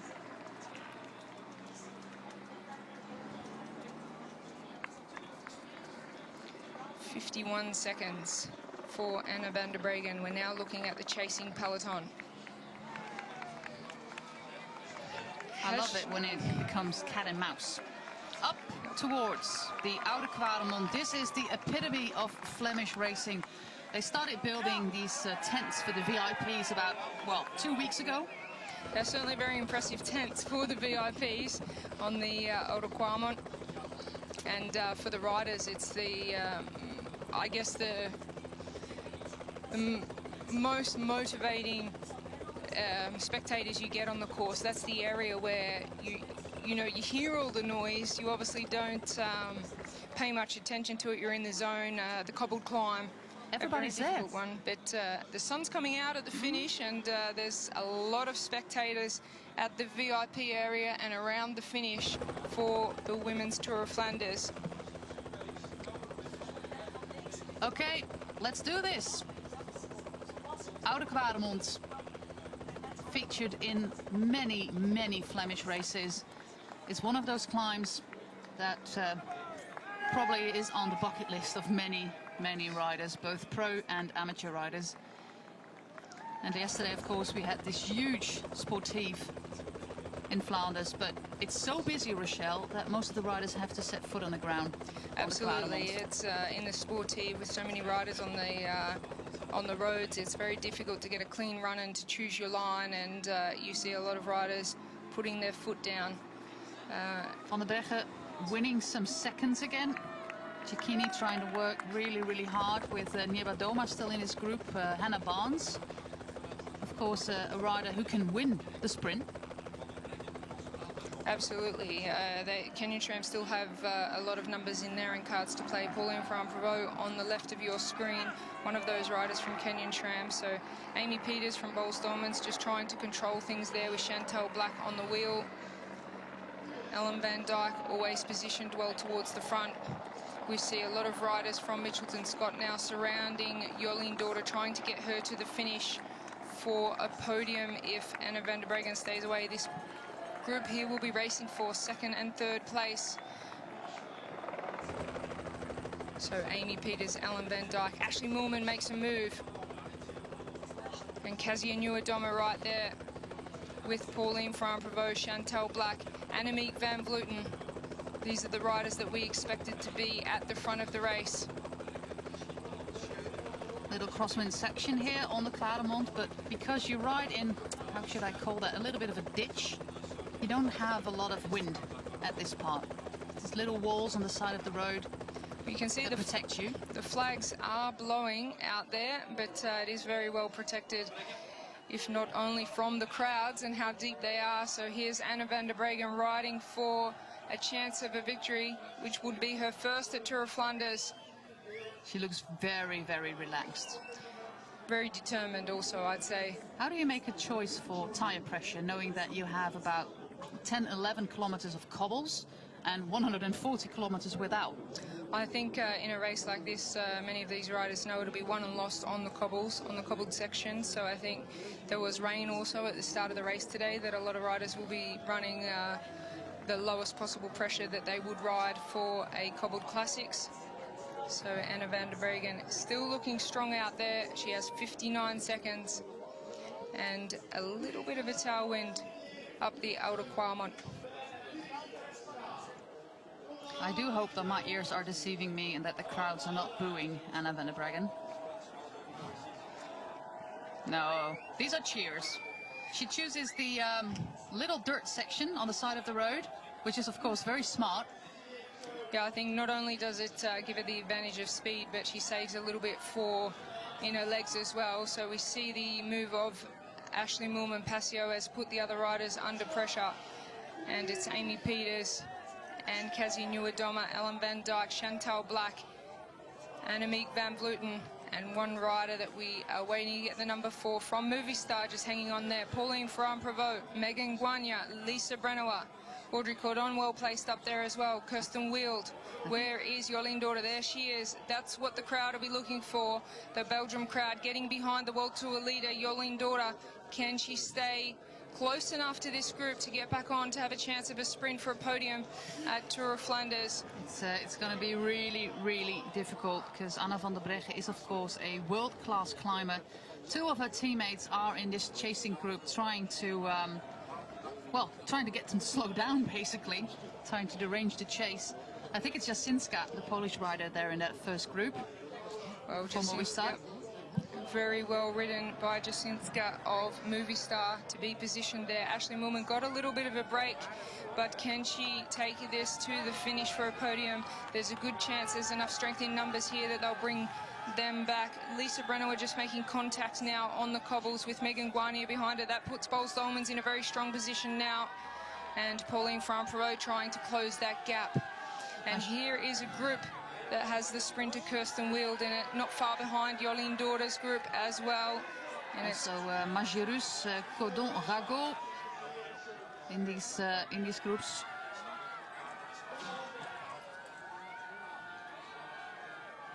Great images here of Klaremont. This is interesting to see Marianne Vos back in the third or fourth group that split on the Klaremont. Struggling today. Sarah Roy. And this is Corinne Rivera, the winner of last year in the black and white of Sunweb. She was in a similar position last year off the back of the groups on the climbs, but with a strong team that brought it back together, she was able to sprint. If she's there at the finish, she always has a great sprint. So 17 kilometers to go. Anna van der Breggen has a very handy advantage. One more climb to go. We stay on this road for about 3 kilometers, and then we turn into a very small back road for the Paterberg. Well, it looks to me like she's going to take this victory. Such a handy lead. 16 kilometers to go. She's feeling it, that's for sure, but she is extremely determined. And Boels Dolmans have many cards to play if she was to be caught. So Ashley Moolman-Passio now, she'll want to ride this all the way to the finish. She's not wanting to be in a group for a sprint. She'll want to stay away. Her chances of catching Anna van der Breggen are not so strong, but can she hold off the group behind her to take a podium at Tour of Flanders?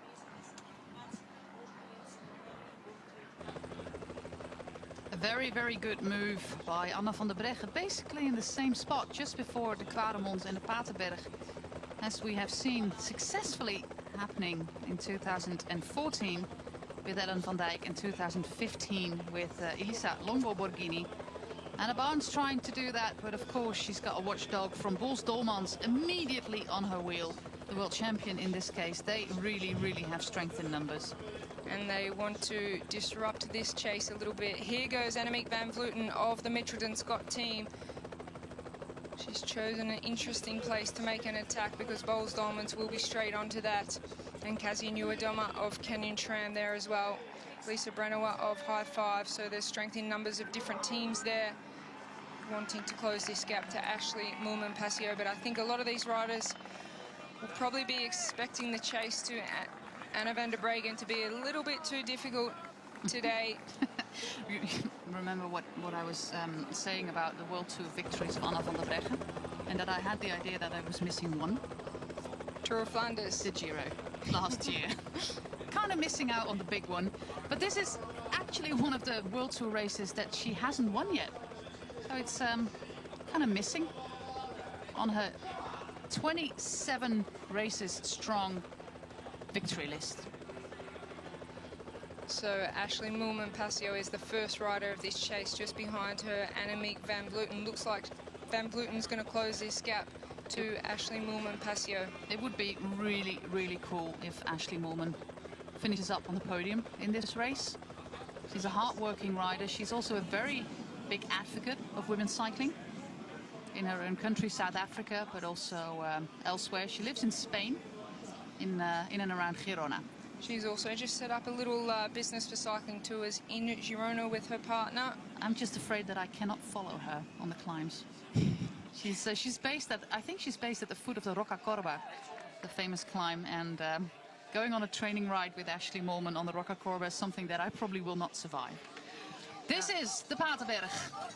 Anna van der Breggen, she knows she's so close to victory. And I think subject to any type of mechanicals that she's going to be very difficult to catch. And she won't mind this climb, the Paterberg. She's a punchy rider. She's got a handy sprint on her as well. But smallest gearing that these riders have today, usually a 36 at the front and a 28 at the back for this climb. And of course she also needs an 11 or 12 or 13 for the flat section that still comes. And a very fast sprint into the finish. So exactly. So that's a hard choice to make. I think the riders would definitely like to have an 11 and perhaps even the 36. I think 36, 28, 20, 36, 29, 27 could be enough, especially for a rider like this. Really feeling it now. She's got to push it. She's got to get over. She's in the smallest gear, out of the seat. It's a very steep climb. 20%. 20%. try to get your ruler out and measure that. She's, of course, not a very heavy rider, but this will hurt, especially after 136 kilometers. But it's nice to see some sunshine here on the Paterberg. Everybody cheering, and we see 15 seconds, but I think that might be April's Fool. That could be an April's Fool, because I think it would be a lot more than 15 seconds unless she's completely blown up. But I think it's more than that. We haven't seen the riders in the back of our shot yet as she comes around the corner for the top of the Paterberg. Just over 13 kilometers to go, and we'll have an accurate timing in just a moment. They're just hitting the steeper slopes now. So Kazi Nieuwedoma on the front of Kenyon Schramm. And the job of Paul Stolmans is to just follow these riders. And Chantal Black just struggling a little bit there, but Ashley Moolman-Passio, Annemiek van Vleuten, Ellen van Dijk, Lisa Branois, Jasinska, Amy Peters, all still in there with a peloton close behind, with Jolien Dora and Kirsten Wild, the two sprinters. We're now at 40 seconds since Anna van der Breggen was at the top of Paterberg, the last of the 11 hills in this Tour of Flanders, and they're still not up there. And we're going towards 50 at the moment, so I think it's still that solid minute, probably more than a minute lead. Nieuwedoma is the first to take this corner, and the lead is exactly 1 minute for Anna van der Breggen, according to my stopwatch. Well, that looks like it could be a victory for Anna van der Breggen. But the race for second and third is certainly on. Lisa Brenower just lost contact there. She's a 5 times world champion, 1 individual world title in the time trial, and a major player in all team time trials of every team that she's been a part of for the World Championships. Nieuwedoma first chaser, but Anna van der Breggen still our leader. She started her attack 28 kilometers out, 27. And she got that lead almost instantly. She got up to a minute in, well, literally 2 kilometers. A very powerful rider, and she made her attack off a strong turn by Amy Peters, who was just applying the pressure in a little bit of a crosswind as well. And Anna van der Breggen timed it to perfection. Some would say it was a little bit too early, and it's going to come down closer towards the finish, but I think she has enough time. And this would have all been very well calculated by their director, Denny Stum. And I think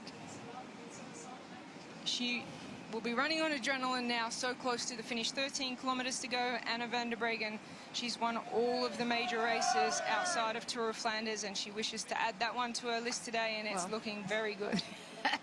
She's almost there. 13 Ks out. She looks behind her. Yeah, she sees nobody, because nobody's there. They're all at least a minute behind her. Anna van der Breggen, she was born in 1990. She will be 28 in about 2 weeks' time, on the 18th of April. 27 wins, and some of them are, of course, the Olympic title. Last year, that incredible triple victory in the Amstel Gold Race, Flèche Wallonne and Liège-Bastogne-Liège.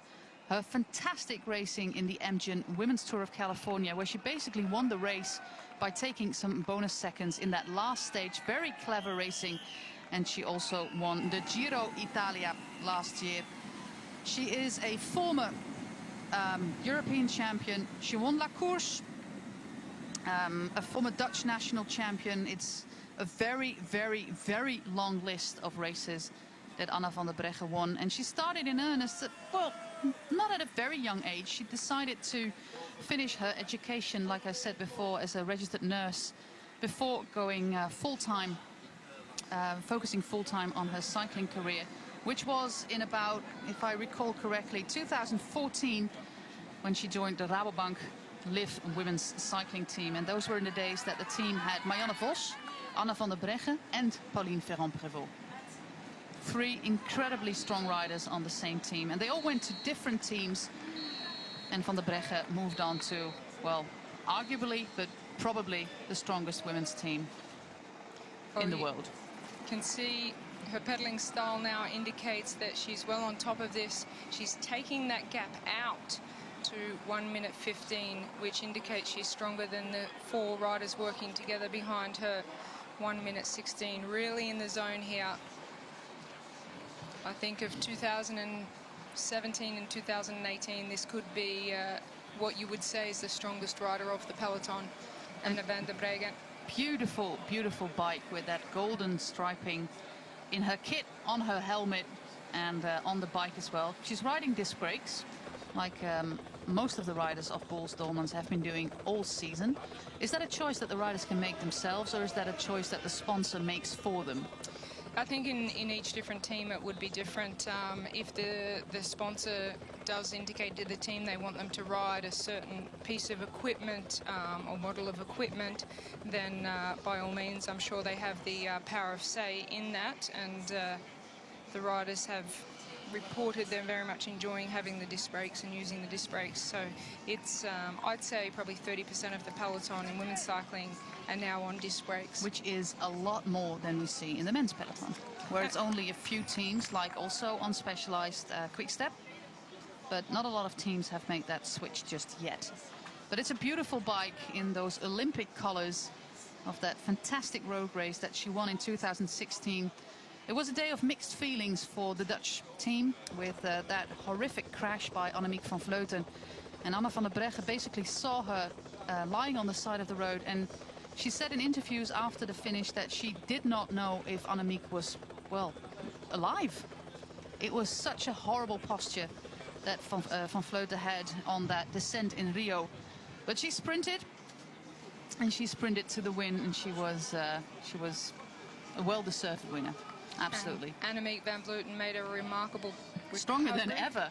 Came back stronger than ever. She's riding now in the peak condition of her life. We can see now the race for the 2nd and 3rd place. I think she's going to be one of the main contenders for the Ardennes week, Annemiek van Vleuten. She's been to Innsbruck as well, the World Champions course, and she is quite adamant that the women should be riding the exact same lap as the men because it's harder. And for Annemiek van Vleuten, who spends a lot of time in Australia, also New Zealand this winter with Georgia Williams, and also a lot of time on Tenerife, just cruising up and down the Teide, the big volcano, she wants it to be really hard. It looks like Boels Dolmans have played a perfect race today, because if they play their cards right, they could end up first and second, and maybe even first, second and third, because behind this group there is another closing group with Chantal Black and Amy Peters. Already won a World Tour race in a sprint this year. Very fast sprinter just sitting on the back there, Amy Peters, and in the group behind them there's also Chantal Black wearing the World Champions jersey, also one of the world's best sprinters. So we have, out of this group of 3, with Niewiadoma and Van Vleuten and Mollman, Peters is the fastest by far. Well, there's 2 riders here from Boels Dolmans, so they certainly got the numbers. And Ellen van Dijk will be the rider, really applying pressure here. Megan Garnier rolls through. She won't be doing too much work, but Amy Peters certainly won't be doing much on the back of these 3 riders, Kasia Nieuwedoma, Annemiek van Vleuten and Ashley Moolman-Pasio. So here's Anna van der Breggen riding her way to victory. 1 minute and 28 with 7.6 kilometers to go. Very likely to hold off. Beautiful posture here and beautiful position on the bike. The upper body almost completely motionless. She certainly does have a beautiful pedaling style. She's sitting on the tip of a seat. That's an expression we use in Australia, at least, when you are giving it everything you've got. But she looks so composed. Anna van der Breggen still wearing a neck warmer and arm warmers, shoe covers today. It was fresh outside for the start of the Women's Tour of Flanders. She's a very friendly rider. She's always interacting with fans as well. Very intelligent woman, I should say, almost 28. Very grounded, very down-to-earth personality. Exactly. Which is the case with most people from the north of the country. And very, she has a lot of fans, and she's very quietly spoken. Anna van der Breggen, and a very valued teammate as well. So in Dutch we say she just lets her legs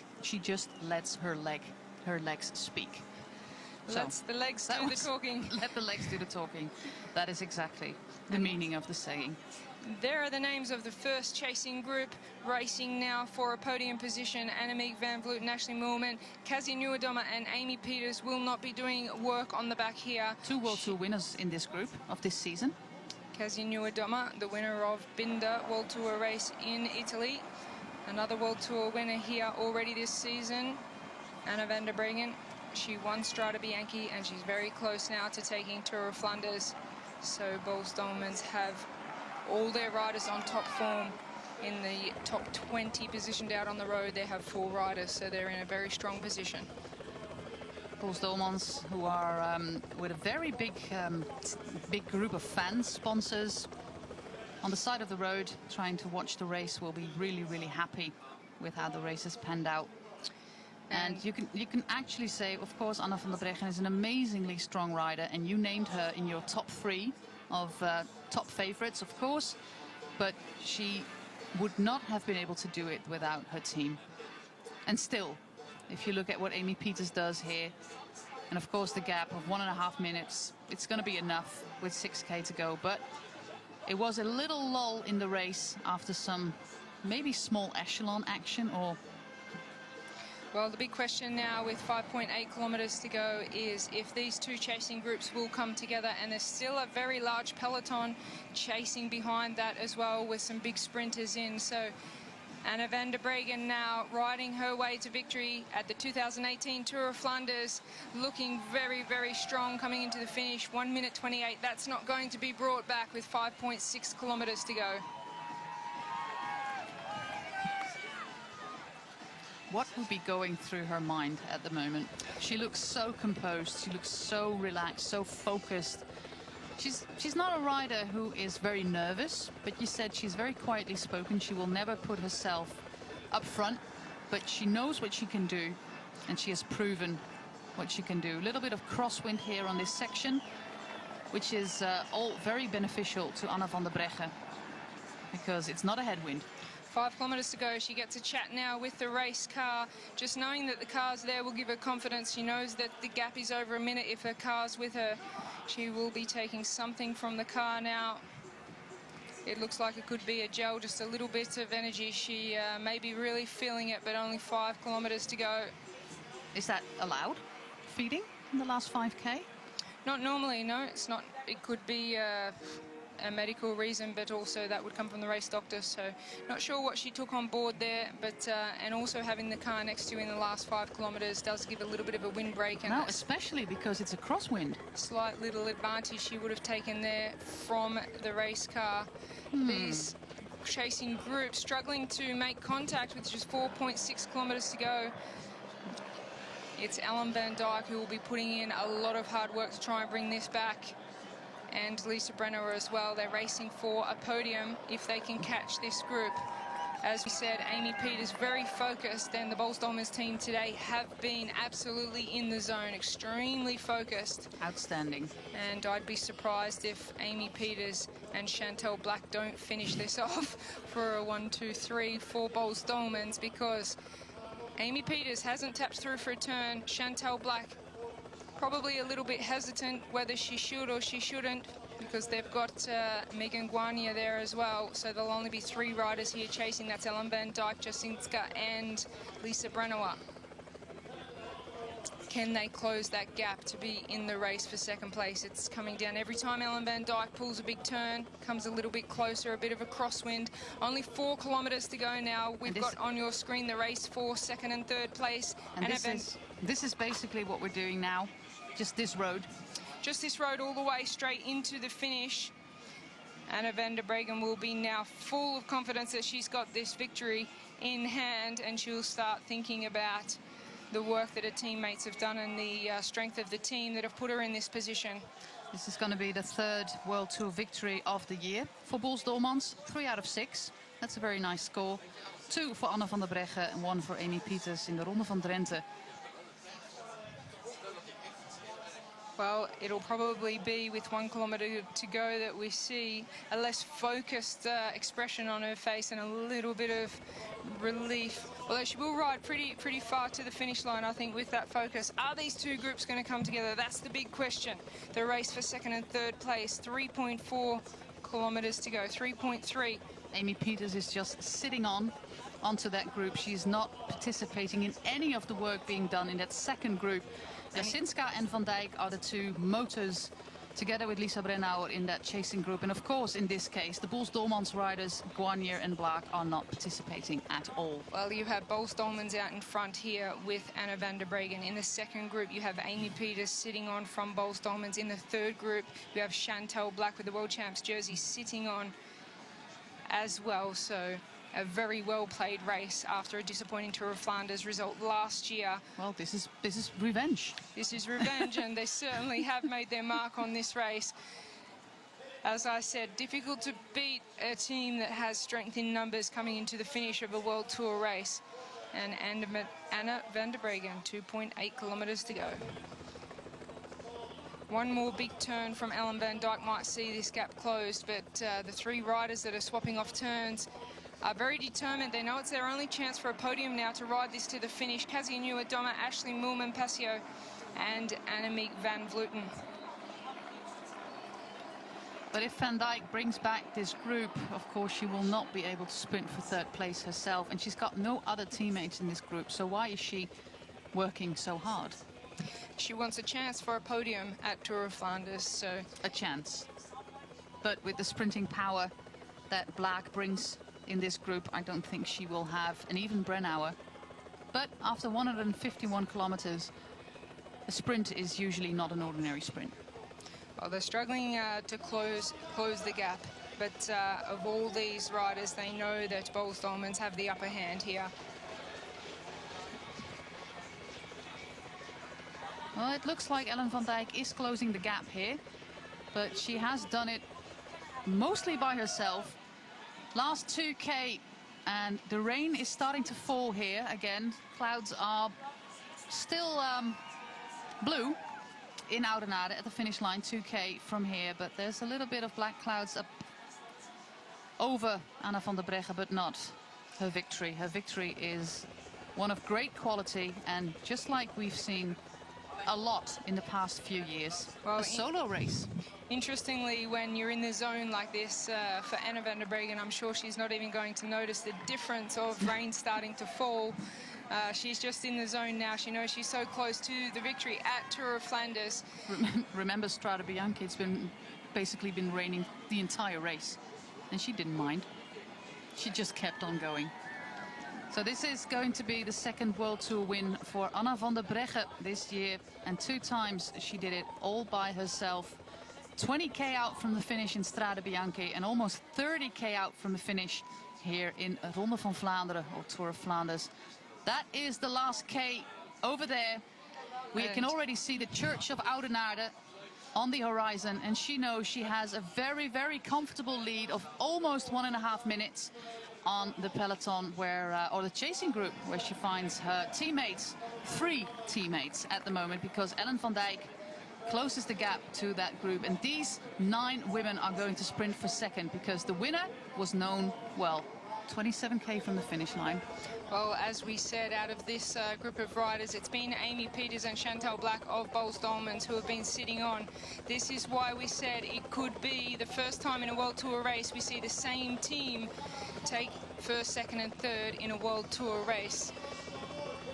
The fastest sprinters of this group are Amy Peters and Chantal Blaak, both of Boels Dolmans. But here's the lady of the day, Annemiek van Vleuten. Oh, sorry, Anna van der Breggen is coming into the finish for a Tour of Flanders victory, already celebrating with 500 meters to go. She has a look around. She's going to enjoy this moment. It's her first one. It's her first Tour of Flanders. She came third a few years ago, but this is going to be her first win in this iconic race. Well, she well deserved the moment here, Anna van der Breggen, to enjoy the victory at Tour of Flanders, supported by a very strong Boels Dolmans team. and she will be excited to wait for her teammates to come into the finish. And now we can see her from the commentary box on the finish line. Anna van der Breggen rides in for 2018 Tour of Flanders victory. What a sensational ride, well deserved. Just enjoying the moment, saluting to the crowd. And the crowds are huge at the finish line here in Oudenaarde. And they're all cheering for Anna van der Breggen.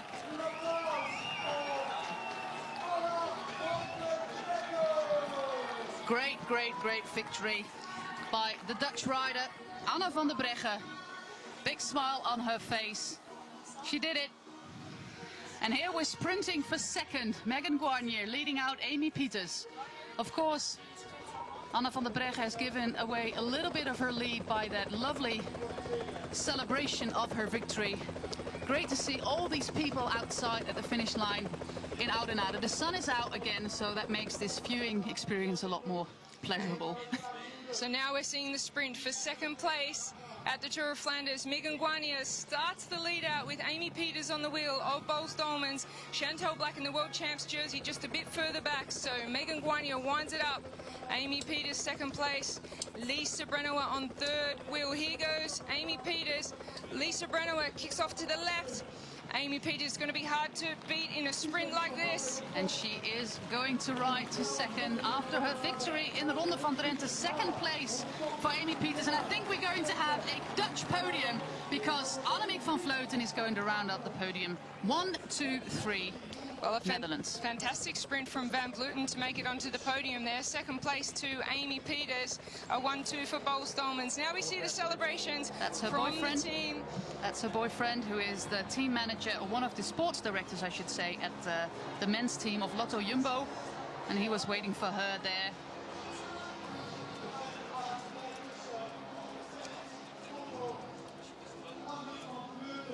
And here comes the sprint from the peloton that was just behind. And it's Kirsten Wild that leads them over the line. Followed by Jolien Dorda of Mitchelton Scott. So the remainder of the women's peloton now just coming in. Here's your winner of Tour of Flanders this year in 2018, Anna van der Breggen. Marianne Vos sprinting for this peloton, but it's going to be Corin Rivera, last year's winner, taking this sprint for the honors. What an amazing race by Anna van der Breggen, but also an amazing race by the entire Boels Dolmans teams. All 6 of them were racing incredibly. And this is the moment that she attacked. And Megan Guarnier is patrolling at the front of this group, and Ellen van Dijk was the only one seeing Anna van der Breggen attack and seeing the danger in it, but she stayed at about 10 meters, and that was it. She couldn't close the gap on Anna van der Breggen, indicating how incredibly fast Van der Breggen was racing at the moment, because Van Dijk is a former time trial world champion. Normally Van Dijk would be able to close that gap, but Anna van der Breggen was so strong today that the response mentally was there. We have to go, I have to close this down from Ellen van Dijk, but unable to close the gap of this strong rider, Anna van der Breggen, today. A comfortable victory and another stamp on the women's peloton as the strongest rider.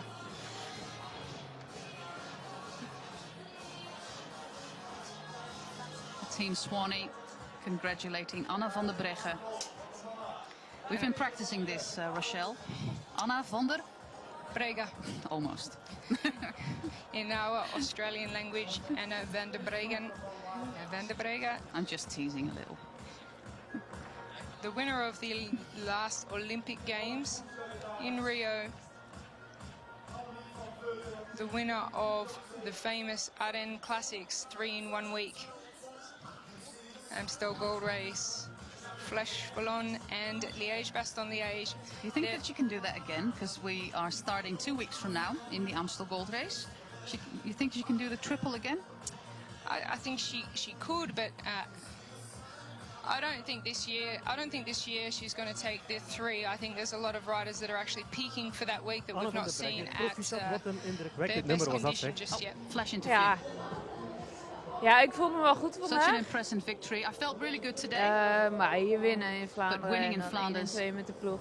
with the team. Ja, heel mooi. It's very, very, very. Wanneer heb je beslist van zo vroeg te gaan? When did you decide to go so early? Nou, eigenlijk van tevoren had ik dit al wel als punt om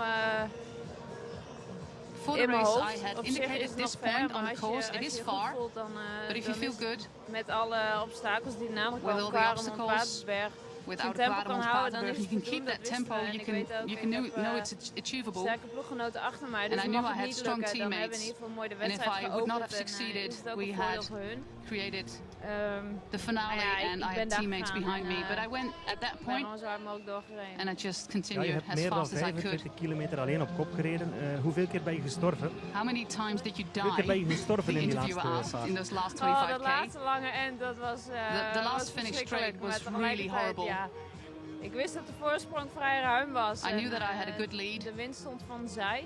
And I had a In ieder geval niet crosswind, tegen, dus so dat not scheelde, a maar not a ja, headwind, je so that was a gaat in good thing. flinke dood, maar dat But geeft niet. you're dying Ja, 10 je times, wint but dit that's jaar op de okay. Strade Bianchi. Je wint de Giro You vorig jaar. already Je wint win Luik Bastenaken one Strade Luik. Is er iets Bianchi, wat je you niet won kan? Giro last year. Is that something that you cannot do? Ja, sprinten is niet mijn sterkste Sprinting is kant not my en, strong suit. En ik vind het gewoon ontzettend mooi om de wedstrijden uit te kiezen. And I think it's great to pick my Ja, die ik races of nog niet gewonnen heb. Of and wat, also wat pick the echt mooie races that I wedstrijden have zijn. not won yet or Ook het weer wat that we are dit jaar great hebben in de races. wedstrijden maakt het gewoon zoveel zwaarder. En dat The is weather that echt we've wel in had mijn so far in the voordeel. races makes it Nog een vraagje in really, het really Engels much ook. harder. How important is this victory for you? English interview. It's a really big one. I mean, winning the Ronde here in this way, I didn't expect that, and it's really great to win in Belgium this great race. Your palmarès is very impressive. Where do you put this victory? Oh, it's pretty high, I think. Yeah, of course, the Ronde is a big race and one of the biggest of the season, and it was really great. We have a good team here, and we have many riders stronger this year than the years before, which is helping a lot. So it's great to be to win this race and to be second and to have a race like this. It's really fun. It's tough, but really fun. Okay, thank you. Enjoy it. I think Nyewa Doma might have taken over the lead in the UCI Women's World Tour. This is your top 10 with 4 Dutch riders in the top 5. Ashley Molman-Pasio keeps on her top 10 sweep of the season so far. Great 6th place for Movistar. A new team on the block by Jasinska. Ellen van Dijk, Lisa Brennauer, Kasia Niewadoma. She is 9th, meaning she takes 30 points, which might not be enough to take over the lead from Jolien Dore, because the gap was 30 points, and Jolien Dore also scored some points being in the top 20 today. So I think Jolien Dore keeps the lead, but Niewadoma is closing in. I think that's the math, but we have to wait for the full top 20. A little summary of today. We started at about 11 a.m. on the Market Square here in Oudenaarde with 143 riders.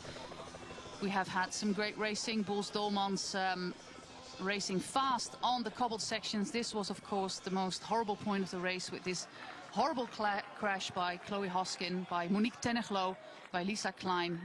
Tenneglo and Chloe Hoskin been brought to hospital, and we all wish them the best and hope they are okay, Rochelle, because that was horrible to watch. Absolutely. This was, I think, a significant part of the race as well, because that's where we saw a big split in the peloton, and it just required a lot more work for other riders to come back. But then we saw Elena Cecchini from Canyon Tram just really apply the pressure as well. So at this point of the race, we see the winning move from Anna van der Breggen. The response was in the mind of Ellen van Dijk, but she was unable. She knew that she couldn't let this rider go, but she was unable to close the gap, and the gap just went out all the way to the finish. And Van der Breggen already said in the Flash interview in Dutch that she had indicated this point on the course to give it a try, because she had seen from the past, in the case of Elisa Longo Borghini and Ellen van Dijk, that a 30k solo effort here in Flanders is achievable. And if she would not have succeeded, she said, we had a lot of different cards to play from the team, and it's exactly how it panned out to be. But of course, like she said on the Flash interview, she died about 10 times today. Well, the but resurrected. Certainly looked like being a very Easter hard and everything. Climb, but she got back into a rhythm on the way to the finish. She said it wasn't a headwind, it was a slight cross, which was favourable for her coming into the finish. Enough time to enjoy celebrate the victory. And she said it was so special to have Amy Peters finish second on the podium with her. Of course, Bulls being a very international team, but we're a very strong Dutch core. And these riders, they ride, they train together a lot. And this was a wonderful victory. Her boyfriend there, Sirkjan, congratulating her. And Jolien comes in. She doesn't score top 20. Oh, we'll wait. We'll have to wait for the rankings later today. We're going to say goodbye here from Oudenaarde. A big thank you to Rochelle Gilmore for her expert commentary. My name is José Been. I am Dutch and very proud of it today. We have seen a fantastic race in Oudenaarde, and the great thing that we've seen in this Tour of Flanders, Rochelle, is that women's cycling is of great quality and improving every year. Absolutely, very exciting racing and a very well-deserved victory from Anna van der Breggen. Next up is going to be Amstel Gold Race in the south of the Netherlands 2 weeks from now, and we're going to see her again as the winner of last year and see if she can take her third World Tour win of the year. Thank you very much for watching, and hope to see you soon somewhere on the road.